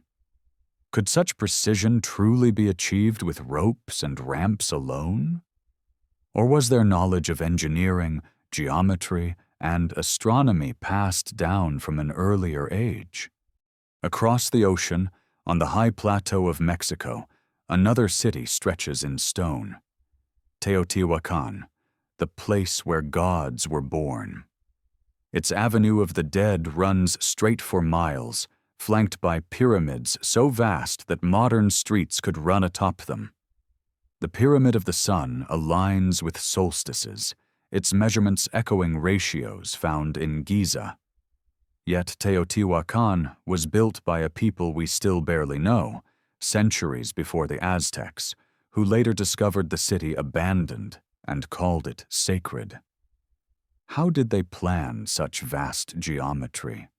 Who conceived of the alignment, the scale, the design? The city speaks of knowledge, of an order imposed on landscape, as if its builders sought to mirror the cosmos itself. In the Andes, above the city of Cusco, the walls of Sacsayhuaman rise like frozen waves. Cyclopean stones, each carved with angles and bulges, fit together so tightly that no mortar was needed. Some blocks weigh over 100 tons, yet they lock with neighbors in jigsaw patterns so intricate that earthquakes cannot shift them. The Inca, whose empire thrived centuries before the Spanish arrived, are credited with the work. Yet even they claimed the walls were older, the work of gods or giants. Archaeologists argue that patient labor and stone hammers shaped the walls, but standing before them, one cannot help but wonder, how did hands without iron tools or wheels carve and move such masses with such precision? These sites, Giza, Teotihuacan, Sacsayhuaman, are not unique. They are part of a global chorus. Baalbek in Lebanon, with its trilithon stones heavier than any modern crane can lift. Nan Madol in Micronesia, a city of basalt columns built on the sea. Göbekli Tepe in Turkey, with its carved pillars older than pottery, agriculture, or writing. Each raises the same question. Were our ancestors working alone, or were they inheriting methods and visions from cultures lost to catastrophe? Mainstream archaeology insists these feats were possible with ingenuity, labor, and time. Ramps, levers, sledges, and thousands of workers can indeed move stone and build monuments, but alternative thinkers see patterns that suggest more. The alignments with stars, the recurrence of ratios like pi and the golden section, the uncanny similarity of pyramids across continents, all hint, they say, at a global tradition, a legacy of knowledge older than the civilizations we credit. Perhaps survivors of a forgotten world carried geometry and engineering with them, seeding the wonders of Egypt, Mesoamerica, and the Andes. Even if we strip away speculation, the mystery remains. Why build so large, so precise, so enduring? Why align pyramids with Orion's belt or solstices? Why quarry stones too massive for comfort when smaller ones would suffice? Perhaps these works were not only tombs or temples, but memory devices, anchors of knowledge meant to survive ages.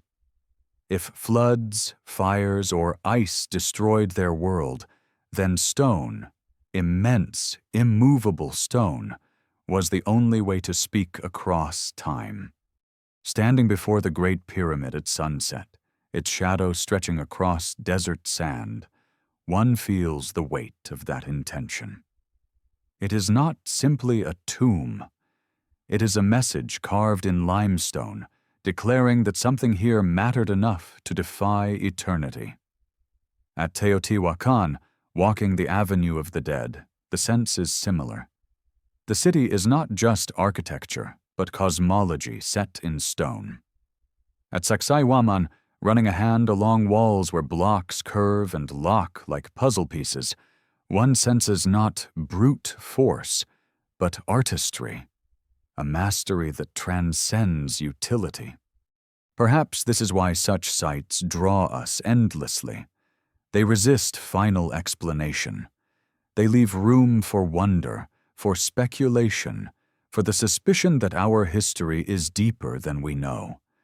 Whether built by human ingenuity alone or with whispers from forgotten ages, they stand as monuments to continuity. They tell us that humanity has always reached beyond survival, always sought to leave something that lasts. And in their silence, they remind us that even if civilizations fall, stone remembers. Maybe that is the secret. These structures are not just monuments. They are warnings. They whisper, "We were here, we built, we dreamed, and we were erased. Do not forget us." And if we listen closely, perhaps we hear not only the voices of Egyptians, Mesoamericans, or Andeans, but of civilizations before them, civilizations that chose stone because they knew how fragile memory can be. Every civilization begins with memory. Before stone monuments or bronze tools, people needed a way to hold on to thought across time.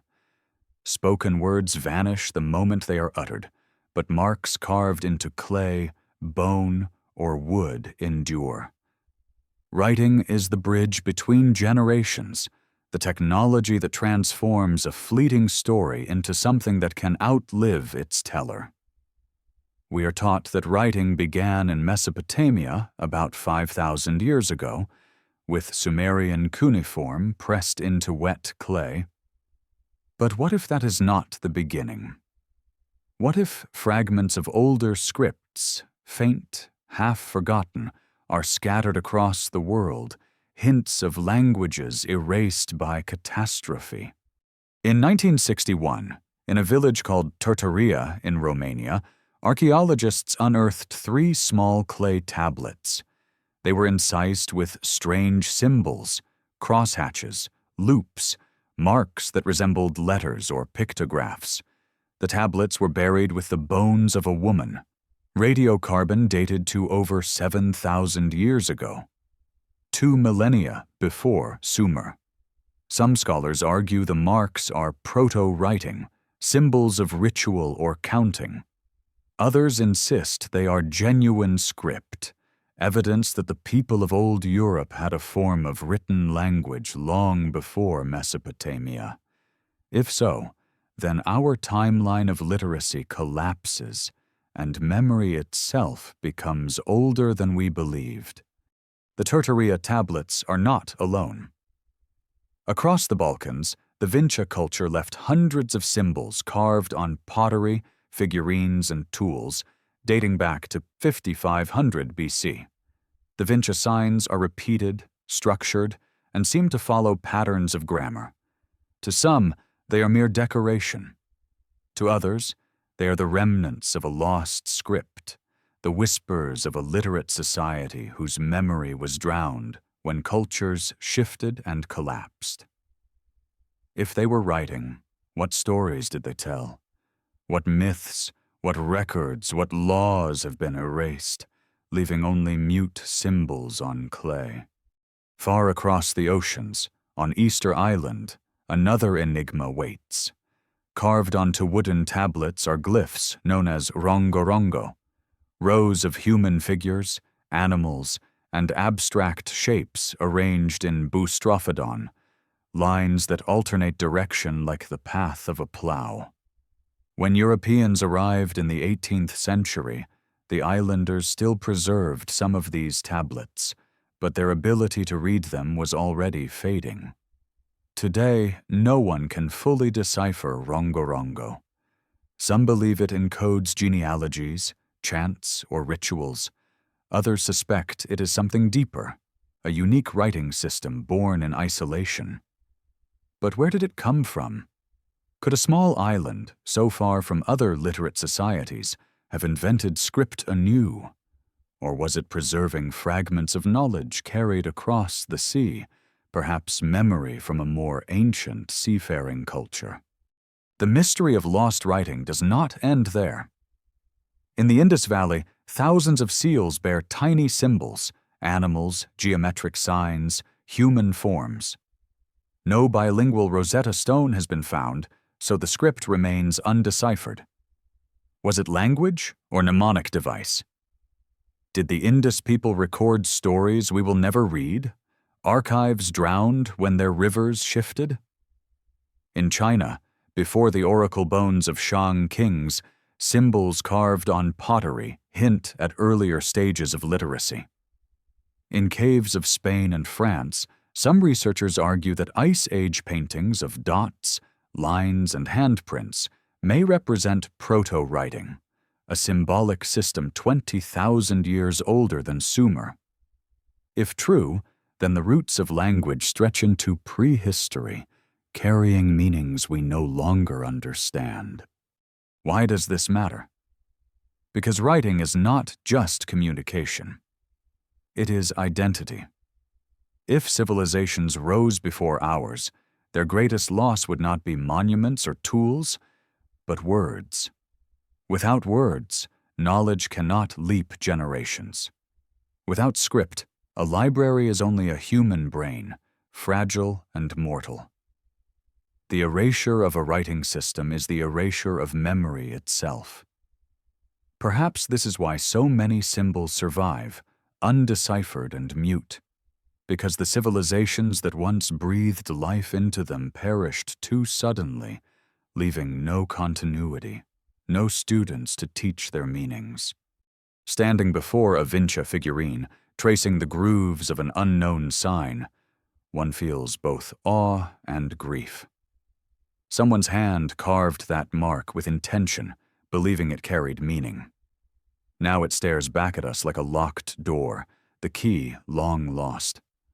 The Rongorongo tablets, the Indus seals, the Tartaria clay, they are tombstones of language, reminders that writing itself can die, leaving behind only ghosts. But perhaps the loss is not complete. Myths may carry fragments of meaning, chants may encode echoes of text, oral traditions may preserve what scripts once held. When Polynesian navigators sang of routes and stars, they were transmitting data as precisely as any written chart. When Tamil poets spoke of drowned sangams, they may have been recalling archives washed away. Writing is not the only way to preserve knowledge, but when it is lost, something profound disappears. The ability to converse directly with the minds of the past. The thought that writing may have existed, flourished, and been forgotten long before Sumer changes everything. It means human beings were reaching for permanence, for memory, in ages we call pre-literate. It means we may have inherited not the invention of script, but its reinvention after cycles of forgetting. And it means that our silence in the face of these undeciphered signs is not just ignorance, it is amnesia. Perhaps one day patterns will emerge. Perhaps a bilingual text will be found, unlocking the secrets of Vinci, Indus, or Rongorongo. Or perhaps these scripts will remain forever mute, their civilizations erased too completely to speak again. Until then, they are mysteries etched in clay and wood, whispering to us that the story of humanity is not linear, but cyclical, a tale not of progress, but of remembering and forgetting. No story echoes across humanity with more persistence than the tale of a great flood. From Mesopotamia to the Americas, from the Himalayas to the Pacific, cultures separated by oceans tell of waters that rose without mercy, swallowing cities, mountains, even the world itself. Survivors are few, chosen or lucky, bearing the memory of an age destroyed. Scholars call these myths allegory or coincidence. But when voices so far apart sing the same refrain, one wonders if they are not remembering a shared catastrophe, one written not in scripture, but in the very bones of the earth. The oldest written flood tale comes from Mesopotamia, carved into clay more than 4,000 years ago. In the Epic of Gilgamesh, the hero meets Utnapishtim, a man granted immortality because he survived a deluge sent by the gods. Utnapishtim tells how he was warned to build a vast boat, sealed with pitch, loaded with animals and family. The storm raged, the waters rose, and all others perished. When the flood receded, his vessel came to rest on a mountain, and he released birds to find dry land. Centuries later, the Hebrew Bible told of Noah, who built his ark, gathered pairs of animals, and saw his craft settle on Ararat. Across the world, in Greece, Deucalion and Pyrrha survived when Zeus sent a flood to destroy humanity's corruption, casting stones behind them that became a new race of men. In India, Manu was warned by a fish, an incarnation of the god Vishnu, to build a boat which was tied to the fish's horn and guided to safety when waters covered the earth. These stories are not identical, but their bones are the same. A warning, a vessel, a flood that drowns the world, and a remnant that survives to begin again. To skeptics, they are metaphors for renewal, morality tales of destruction and rebirth. Yet geology offers a darker, more compelling backdrop. At the end of the last ice age, beginning around 12,000 years ago, glaciers that had covered vast stretches of the planet melted with startling speed. Seas rose more than 100 meters, drowning coastlines and plains where millions may have lived. The Persian Gulf was once a fertile basin. The Black Sea may have flooded catastrophically when the Mediterranean breached its natural dam. Doggerland disappeared under the North Sea. Sunderland fragmented into the islands of Indonesia. To those who lived then, it would have seemed as though the world itself had drowned. Imagine a community living on a fertile plain near the sea. Generations had farmed its soil, built villages, carved symbols, sung myths. Then, within their lifetime, the sea crept higher.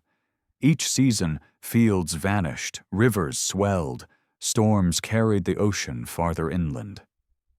Finally, one terrible season, the waters surged with unstoppable force, sweeping away homes, temples, graves. Survivors fled to higher ground, carrying only what they could remember. For their children, the flood was not metaphor. It was the end of the world. When they told the story, it became myth, stripped of dates but heavy with truth. When their children told it again, it became scripture. And so the memory spread, carried across cultures, reshaped by each people but always the same.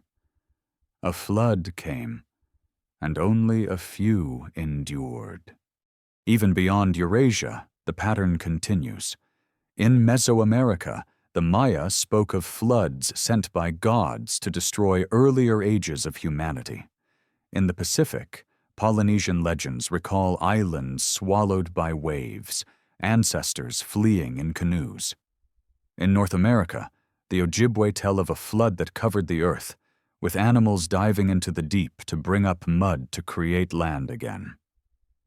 In Australia, Aboriginal stories speak of seas rising to cover once dry coasts, memories that align with real shorelines now submerged for 10,000 years. These are not isolated myths, but a chorus stretching around the world, echoing the geological fact of rising seas. Could there have been not just rising tides, but singular catastrophic floods? Some scientists point to meltwater pulses, moments when vast glacial lakes burst their dams, releasing torrents that surged across continents and into oceans. Meltwater pulse 1A, around 11,600 years ago, raised seas by several meters in less than a century. To those who lived on coasts, it would have been apocalyptic. Entire regions drowned within the span of a human life. And if those regions held civilizations, fragile, coastal, perhaps advanced in ways we do not credit, then their erasure would be total. Survivors would carry only the story of flood and ruin. The power of the flood myth lies in its dual nature. It is both universal and personal. It tells of worlds destroyed and of families who survived. It is at once cosmic justice and natural disaster. That combination makes it unforgettable. It speaks to the deepest fear of humanity, that everything we build can be undone overnight, not by war or famine, but by water, patient and unstoppable. It also carries hope, that survival is possible, that memory can endure, that beginnings rise from endings. Standing on a modern shoreline, watching waves roll endlessly against stone, It is easy to forget how merciless the ocean can be. But if we listen to the myths, the ocean has always been both womb and grave, giving life and taking it away. When we read of Noah, Gilgamesh, Manu, or Deucalion, we are not just reading moral tales. We are hearing the voices of survivors across ages, whispering the same memory. The waters came, and the world was never the same. Perhaps, then, the flood myths are the most honest record we have of lost civilizations.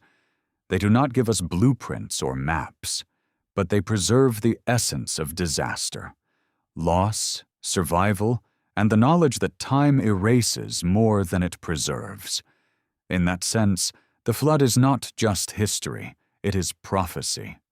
One day the seas will rise again.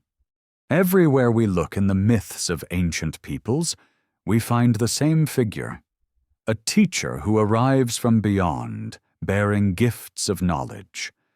Sometimes he comes from the sea, sometimes from the sky, sometimes from a realm so distant it cannot be named. He is not remembered as a conqueror, but as a guide, one who brings laws, agriculture, architecture, astronomy. Then, as suddenly as he appeared, he vanishes, promising to return or fading into legend. Were these stories metaphorical, symbols of the human mind awakening? Or are they fragments of memory, distorted accounts of real encounters with travelers from a forgotten civilization? In Mesopotamia, the oldest of known urban cultures, the Sumerians told of the Anunnaki, the princes of heaven. These beings, they said, descended from the skies to shape humanity. They established kingship, taught writing, taught how to cultivate fields, how to build cities, how to divide time by stars and moons. In their myths, humanity did not invent civilization. It was given, passed down from beings who walked among them like gods. Scholars see these tales as theological metaphor, a way of justifying power. Yet others wonder if the Anunnaki were memories of real teachers, survivors of an older world who carried knowledge into the fertile valleys when chaos still reigned. Across the ocean, high in the Andes, the Inca remembered a bearded figure named Viracocha. He was said to have emerged from Lake Titicaca after a great flood destroyed the world. He taught people how to live together, gave them laws, instructed them in agriculture, and raised the walls of temples. Then he departed, walking westward over the sea, promising to return. When Spanish conquistadors arrived centuries later, their pale faces and beards were enough to awaken old fears and hopes, for some believed Viracocha had come back. But the deeper mystery is why such a figure appeared in the first place, and why his story echoes so strongly with myths far away. In Mesoamerica, the Toltecs and later the Aztecs told of Quetzalcoatl, the feathered serpent, god and teacher. He, too, was described as a bearded man who came from the east, bringing knowledge of the calendar, of maize cultivation, of architecture. He banned human sacrifice, taught peace, then departed on a raft of serpents or across the sea, vowing one day to return. When Hernán Cortés landed in Mexico in 1519, some accounts suggest the Aztecs wondered if he was Quetzalcoatl come again, a tragic confusion that shaped history. Yet behind the colonial exploitation lies a question older still. Who was Quetzalcoatl? Why does his story mirror Viracocha, and why do both mirror the teacher gods of Mesopotamia? From Polynesia to North America, similar figures appear. In Hawaii, Kane was a god who taught navigation. In Central America, Itzamna brought medicine and calendars. In North America, The Algonquian peoples spoke of Gluskap, a culture hero who gave them laws and knowledge. Again and again, scattered across continents, we hear of luminous beings or wandering sages who appear, uplift, and vanish. One explanation is psychological.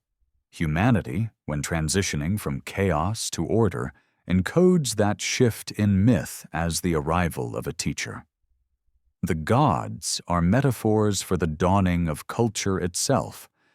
But another possibility is that these myths preserve encounters with real visitors, travelers who carried fragments of civilization across oceans or down through generations after catastrophes, survivors of Atlantis, perhaps, or of some other drowned world, who arrived in strange lands and appeared as gods to those less advanced. Imagine survivors of a cataclysm a dozen millennia ago. Their homeland gone, their numbers few, but they still carry knowledge: how to measure stars, how to plant grain, how to carve stone. They wander, finding scattered human groups living by the hunt. To these tribes, the survivors must have seemed superhuman. Their knowledge became magic, their appearance a mark of divinity. Stories of them would echo for centuries, turning men into gods, memory into myth. Skeptics remind us that stories exaggerate. A wise ruler becomes a god in retrospect, a skillful navigator, a culture hero. But patterns matter. Why should cultures oceans apart tell the same story of gods who bring laws and then vanish? Why should Quetzalcoatl's departure over the sea mirror Viracocha's? Why should the Anunnaki descend from the sky, just as other myths speak of luminous beings from above?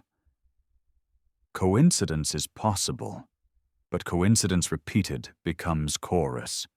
Standing on the high terraces of Peru, one can imagine Viracocha's followers teaching people to carve stone, to plant potatoes, to track solstices. In Mexico, gazing at the feathered serpent carved into the temple of Quetzalcoatl, one senses the awe of those who first heard his voice. In Mesopotamia, looking at cuneiform tablets naming the Anunnaki, one feels the weight of a memory too deep to dismiss. Perhaps these were not literal gods, nor extraterrestrials, but humans like us, humans from a world older than ours, whose knowledge seemed divine to those who inherited it. If so, then the myths of teacher gods are not fantasies but eulogies. They are how cultures remembered the last torchbearers of a vanished civilization. Men and women who carried knowledge across floods and ice, who sowed seeds of cities in foreign soil, who departed when their work was done. Their names, Anunnaki, Viracocha, Quetzalcoatl, are not identities but masks, ways of preserving what mattered most, that knowledge is never born in isolation, but carried, gifted, remembered. And perhaps that is why these myths endure. They remind us that culture is fragile, that wisdom is often a legacy from those who came before. They whisper that we are not the first to rise, nor will we be the last to fall. The gods from the sky and sea may not return, but their memory still walks among us, disguised as myth, waiting for us to recognize it as history half erased. History is not only about what we remember, it is also about what we forget. Civilizations do not simply vanish, they take with them skills, formulas, and techniques that can remain lost for centuries, sometimes forever. When we rediscover them, we marvel at their sophistication and wonder how such knowledge could have been abandoned. Yet perhaps these rediscoveries are not new at all. Perhaps they are reminders that human beings have risen, fallen, and risen again, each time recovery fragments of wisdom once thought gone. In the sands of the Egyptian desert, archaeologists have found pieces of ancient glass, some clear, some tinged with colors that shimmer like jewels. One of the most mysterious is Libyan desert glass, pale yellow and nearly pure silica, scattered in fields across the Sahara. Some fragments were carved into amulets, including one placed in the tomb of Tutankhamun. How was it formed? Some suggest lightning strikes, others a meteor impact, its heat fusing sand into glass. Whatever the cause, the Egyptians knew its value. They also mastered the craft of synthetic glass, creating beads, vessels, and inlays over 3,000 years ago. Their recipes, using complex furnaces and mixtures of minerals, were lost for centuries after their civilization declined.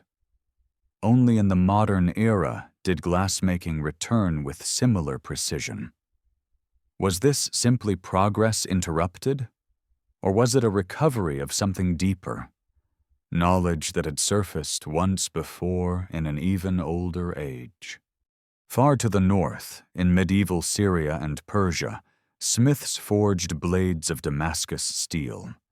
These swords were legendary, able to cut silk in mid-air or slice through lesser weapons without dulling. Their patterns, wavy lines like flowing water, marked them as works of art, as well as instruments of war. For centuries, their method remained a secret, whispered among guilds, guarded as treasure.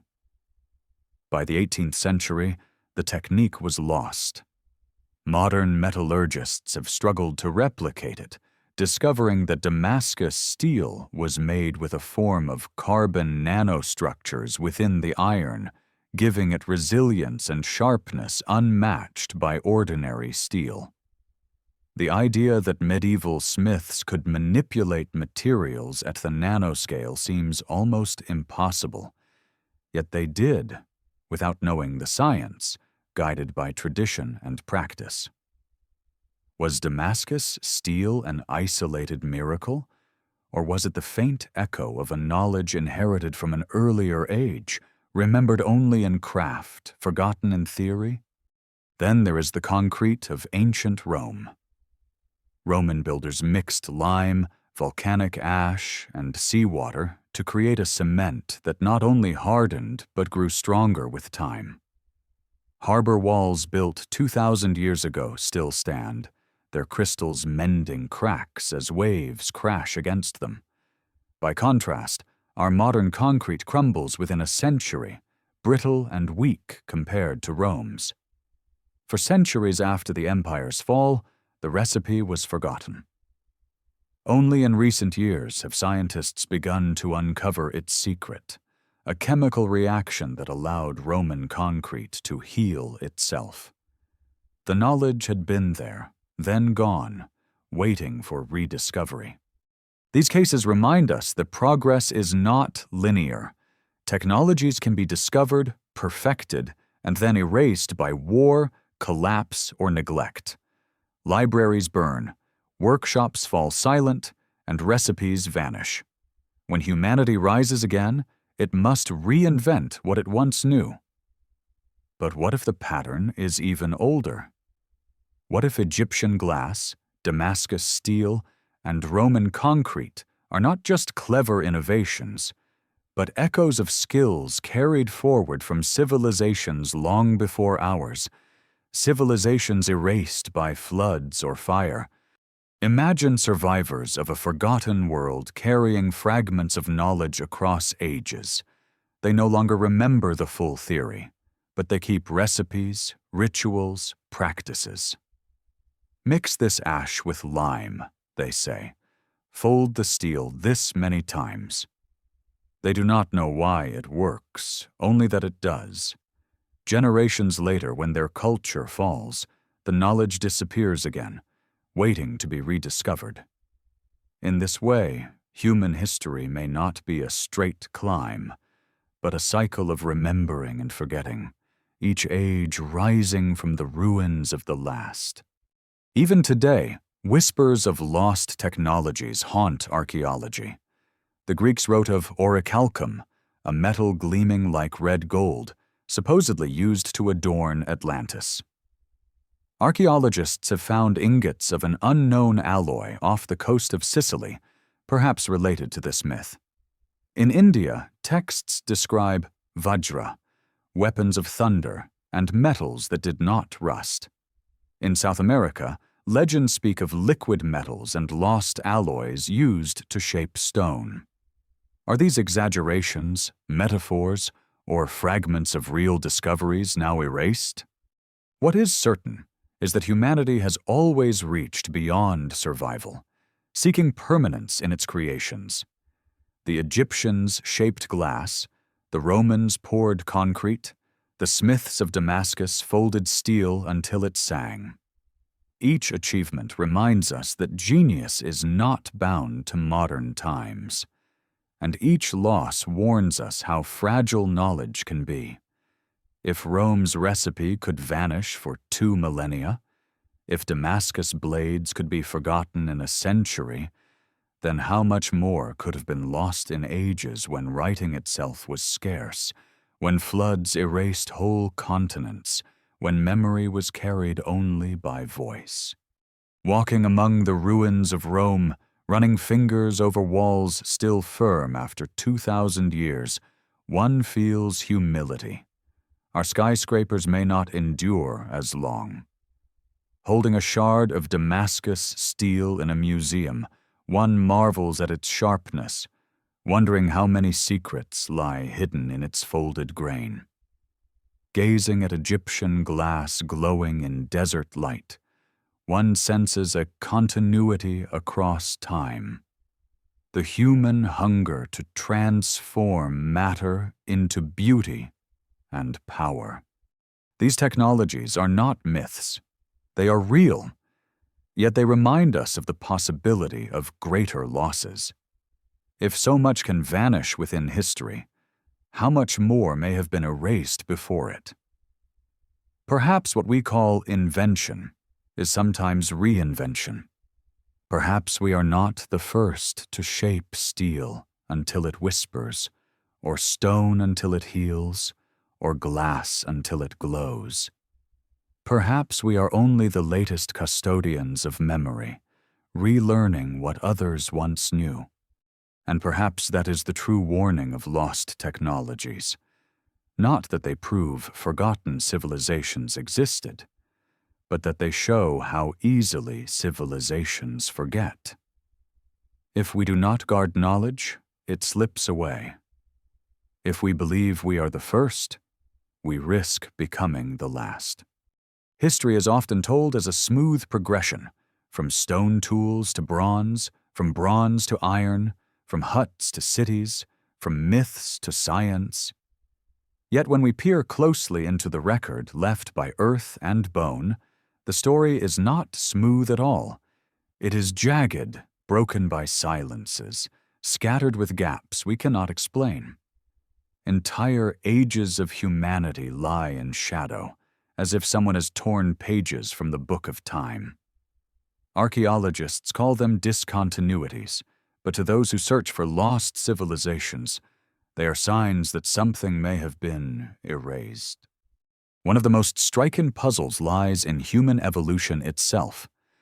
For millions of years, our ancestors chipped simple stones into crude tools, hand axes and flakes, barely changing across endless generations.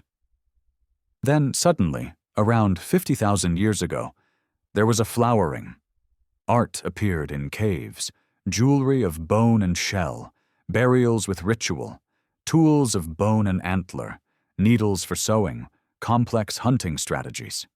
Anthropologists call it the Great Leap Forward, as if humanity had awakened overnight. But why the leap? What force jolted us from monotony into creativity? Was it a genetic mutation, a cultural tipping point, or the reemergence of knowledge carried from an earlier cycle, remembered dimly until it flared again? Even in the Neolithic, gaps remain. The city of Çatalhöyük in Turkey rose 9,000 years ago, with thousands of people living in dense clusters of houses, walls painted with murals, shrines filled with art. Yet it seemed to appear suddenly, without the slow buildup of villages we expect. Then, just as suddenly, it declined, leaving behind no clear descendants. The same is true of Göbekli Tepe, whose monumental pillars date to 12,000 years ago, before pottery, before farming, before writing. Where did its builders come from?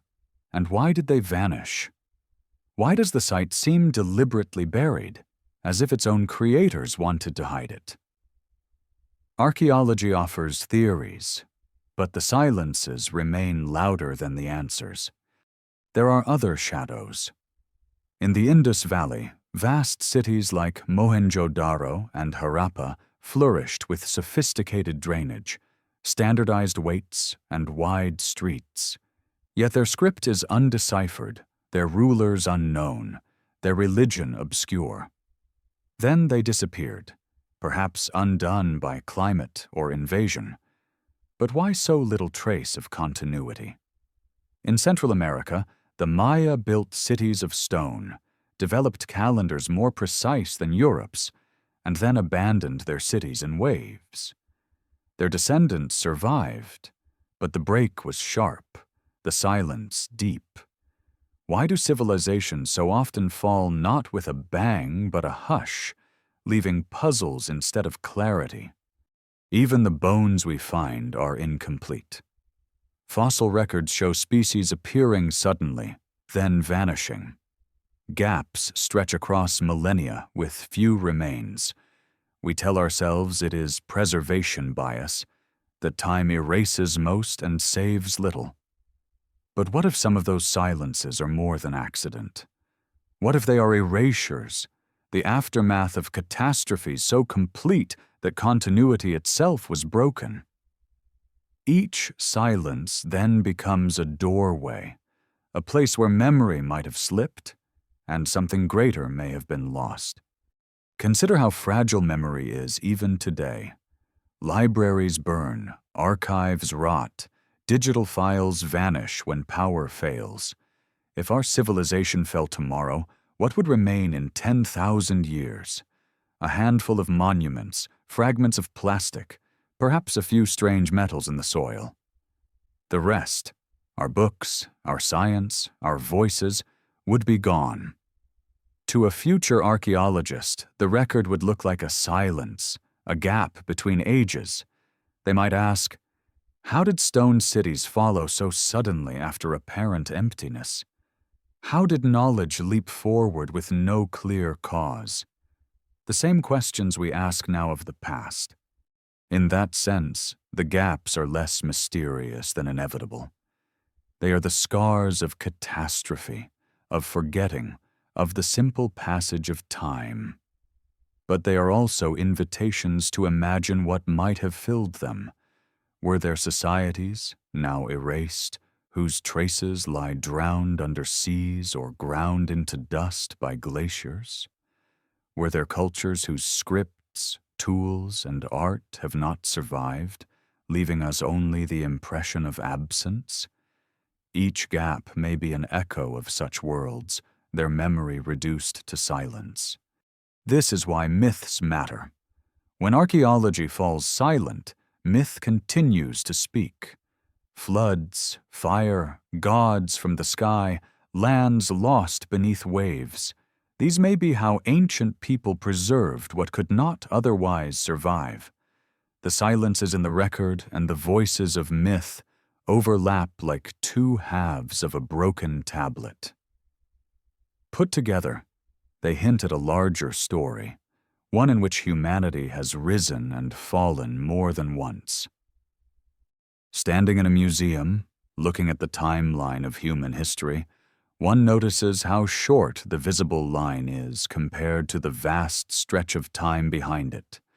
5,000 years of writing, 50,000 of symbolic art, 1 million of stone tools. Yet the Earth is 4.5 billion years old. How many cycles of memory might fit into those shadows? How many civilizations could rise and fall without leaving marks we can recognize? Perhaps the gaps are not failures in evidence, but reminders that we are only scratching the surface of a story far older than we admit. In the end, it is the silences that speak loudest. They tell us that history is not whole. They remind us that forgetting is as natural as remembering, and that civilizations, even ours, exist in the fragile space between the two.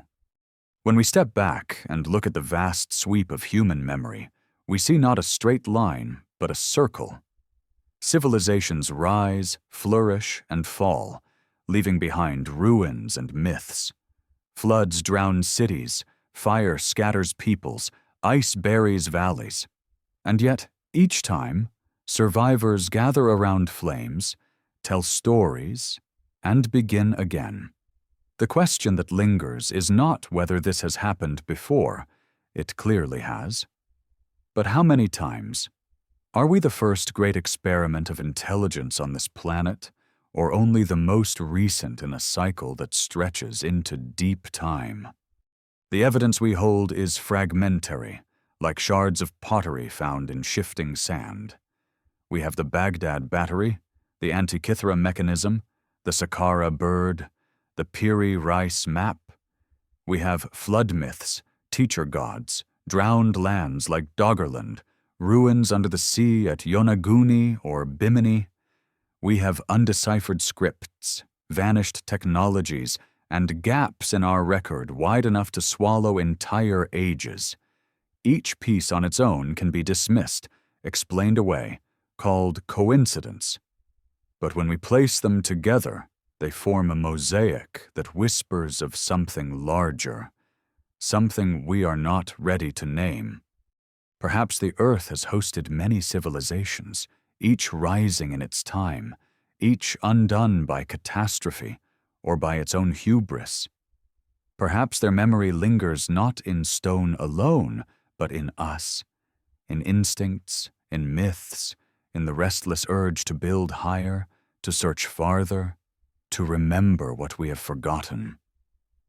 When we carve equations into satellites or send golden records into the void, we are doing what they may have done, sending fragments forward, hoping someone will remember. We like to believe we are permanent, that our glass towers and digital clouds will endure. But all around us, the Earth reminds us otherwise. Seas creep higher, storms grow fiercer, volcanoes murmur, poles drift. We have built a civilization woven with fragile threads, electric grids, satellites, circuits that could unravel in a single catastrophe. Should that happen, what would remain? Perhaps fragments of plastic in the strata, faint chemical signatures, a scattering of monuments. To archaeologists 100,000 years from now, it might look like a sudden flare of brilliance, then silence. They would wonder, as we do now of others, who were these people? What did they know? Why did they vanish? The cycle may be the rule, not the exception. Civilizations rise not once, but many times, each inheriting fragments of the last, each convinced it is the first. Myths become memory. Memory becomes silence. Silence waits to be filled again. This pattern humbles us. It suggests that progress is fragile, that permanence is an illusion, and that our greatest monuments may not be skyscrapers or satellites, but stories. Because stories endure when stone falls and machines rust. And so, as we end this journey through myths, ruins, and possibilities, we are left not with answers, but with questions. Could there have been a society 100,000 years ago, as advanced in its own way as ours, erased by ice or fire? Could survivors of that society have walked among hunter-gatherers, remembered later as gods who taught and vanished? Are the puzzles we find, anomalous artifacts, drowned cities, undeciphered scripts, not isolated curiosities but the fingerprints of a cycle older than history? We may never know for certain. But the mystery itself is a gift. It reminds us to look with wonder at the world, to read myths as more than fantasy, to see ruins as more than stone. It reminds us that forgetting is easy, remembering is rare, and survival is never guaranteed. If civilizations have come before, then we are their heirs, whether we know it or not. If we are the first, then we are walking on the edge of a future where our own memory may one day be forgotten. Perhaps the truth is both simple and profound. History is not linear, but rhythmic. Civilizations are like waves, rising, cresting, and falling, each leaving foam on the shore before retreating into the sea. We are one wave among many. Whether we break against the rocks or sweep farther inland depends on how we face the forces that have undone those before us. For now, we are the storytellers. We inherit myths of floods, gods, and ruins. We turn them into questions, into warnings, into dreams. And in doing so, we join the long chain of humanity that has always sought to remember, even when memory fades. So the final question remains, whispered across millennia, carried in stone and song. Are we the beginning, or merely the latest chapter in a book written, erased, and rewritten countless times? The earth is silent. The myths answer with riddles. The ruins wait in patience. The ocean holds its secrets. The rest is up to us,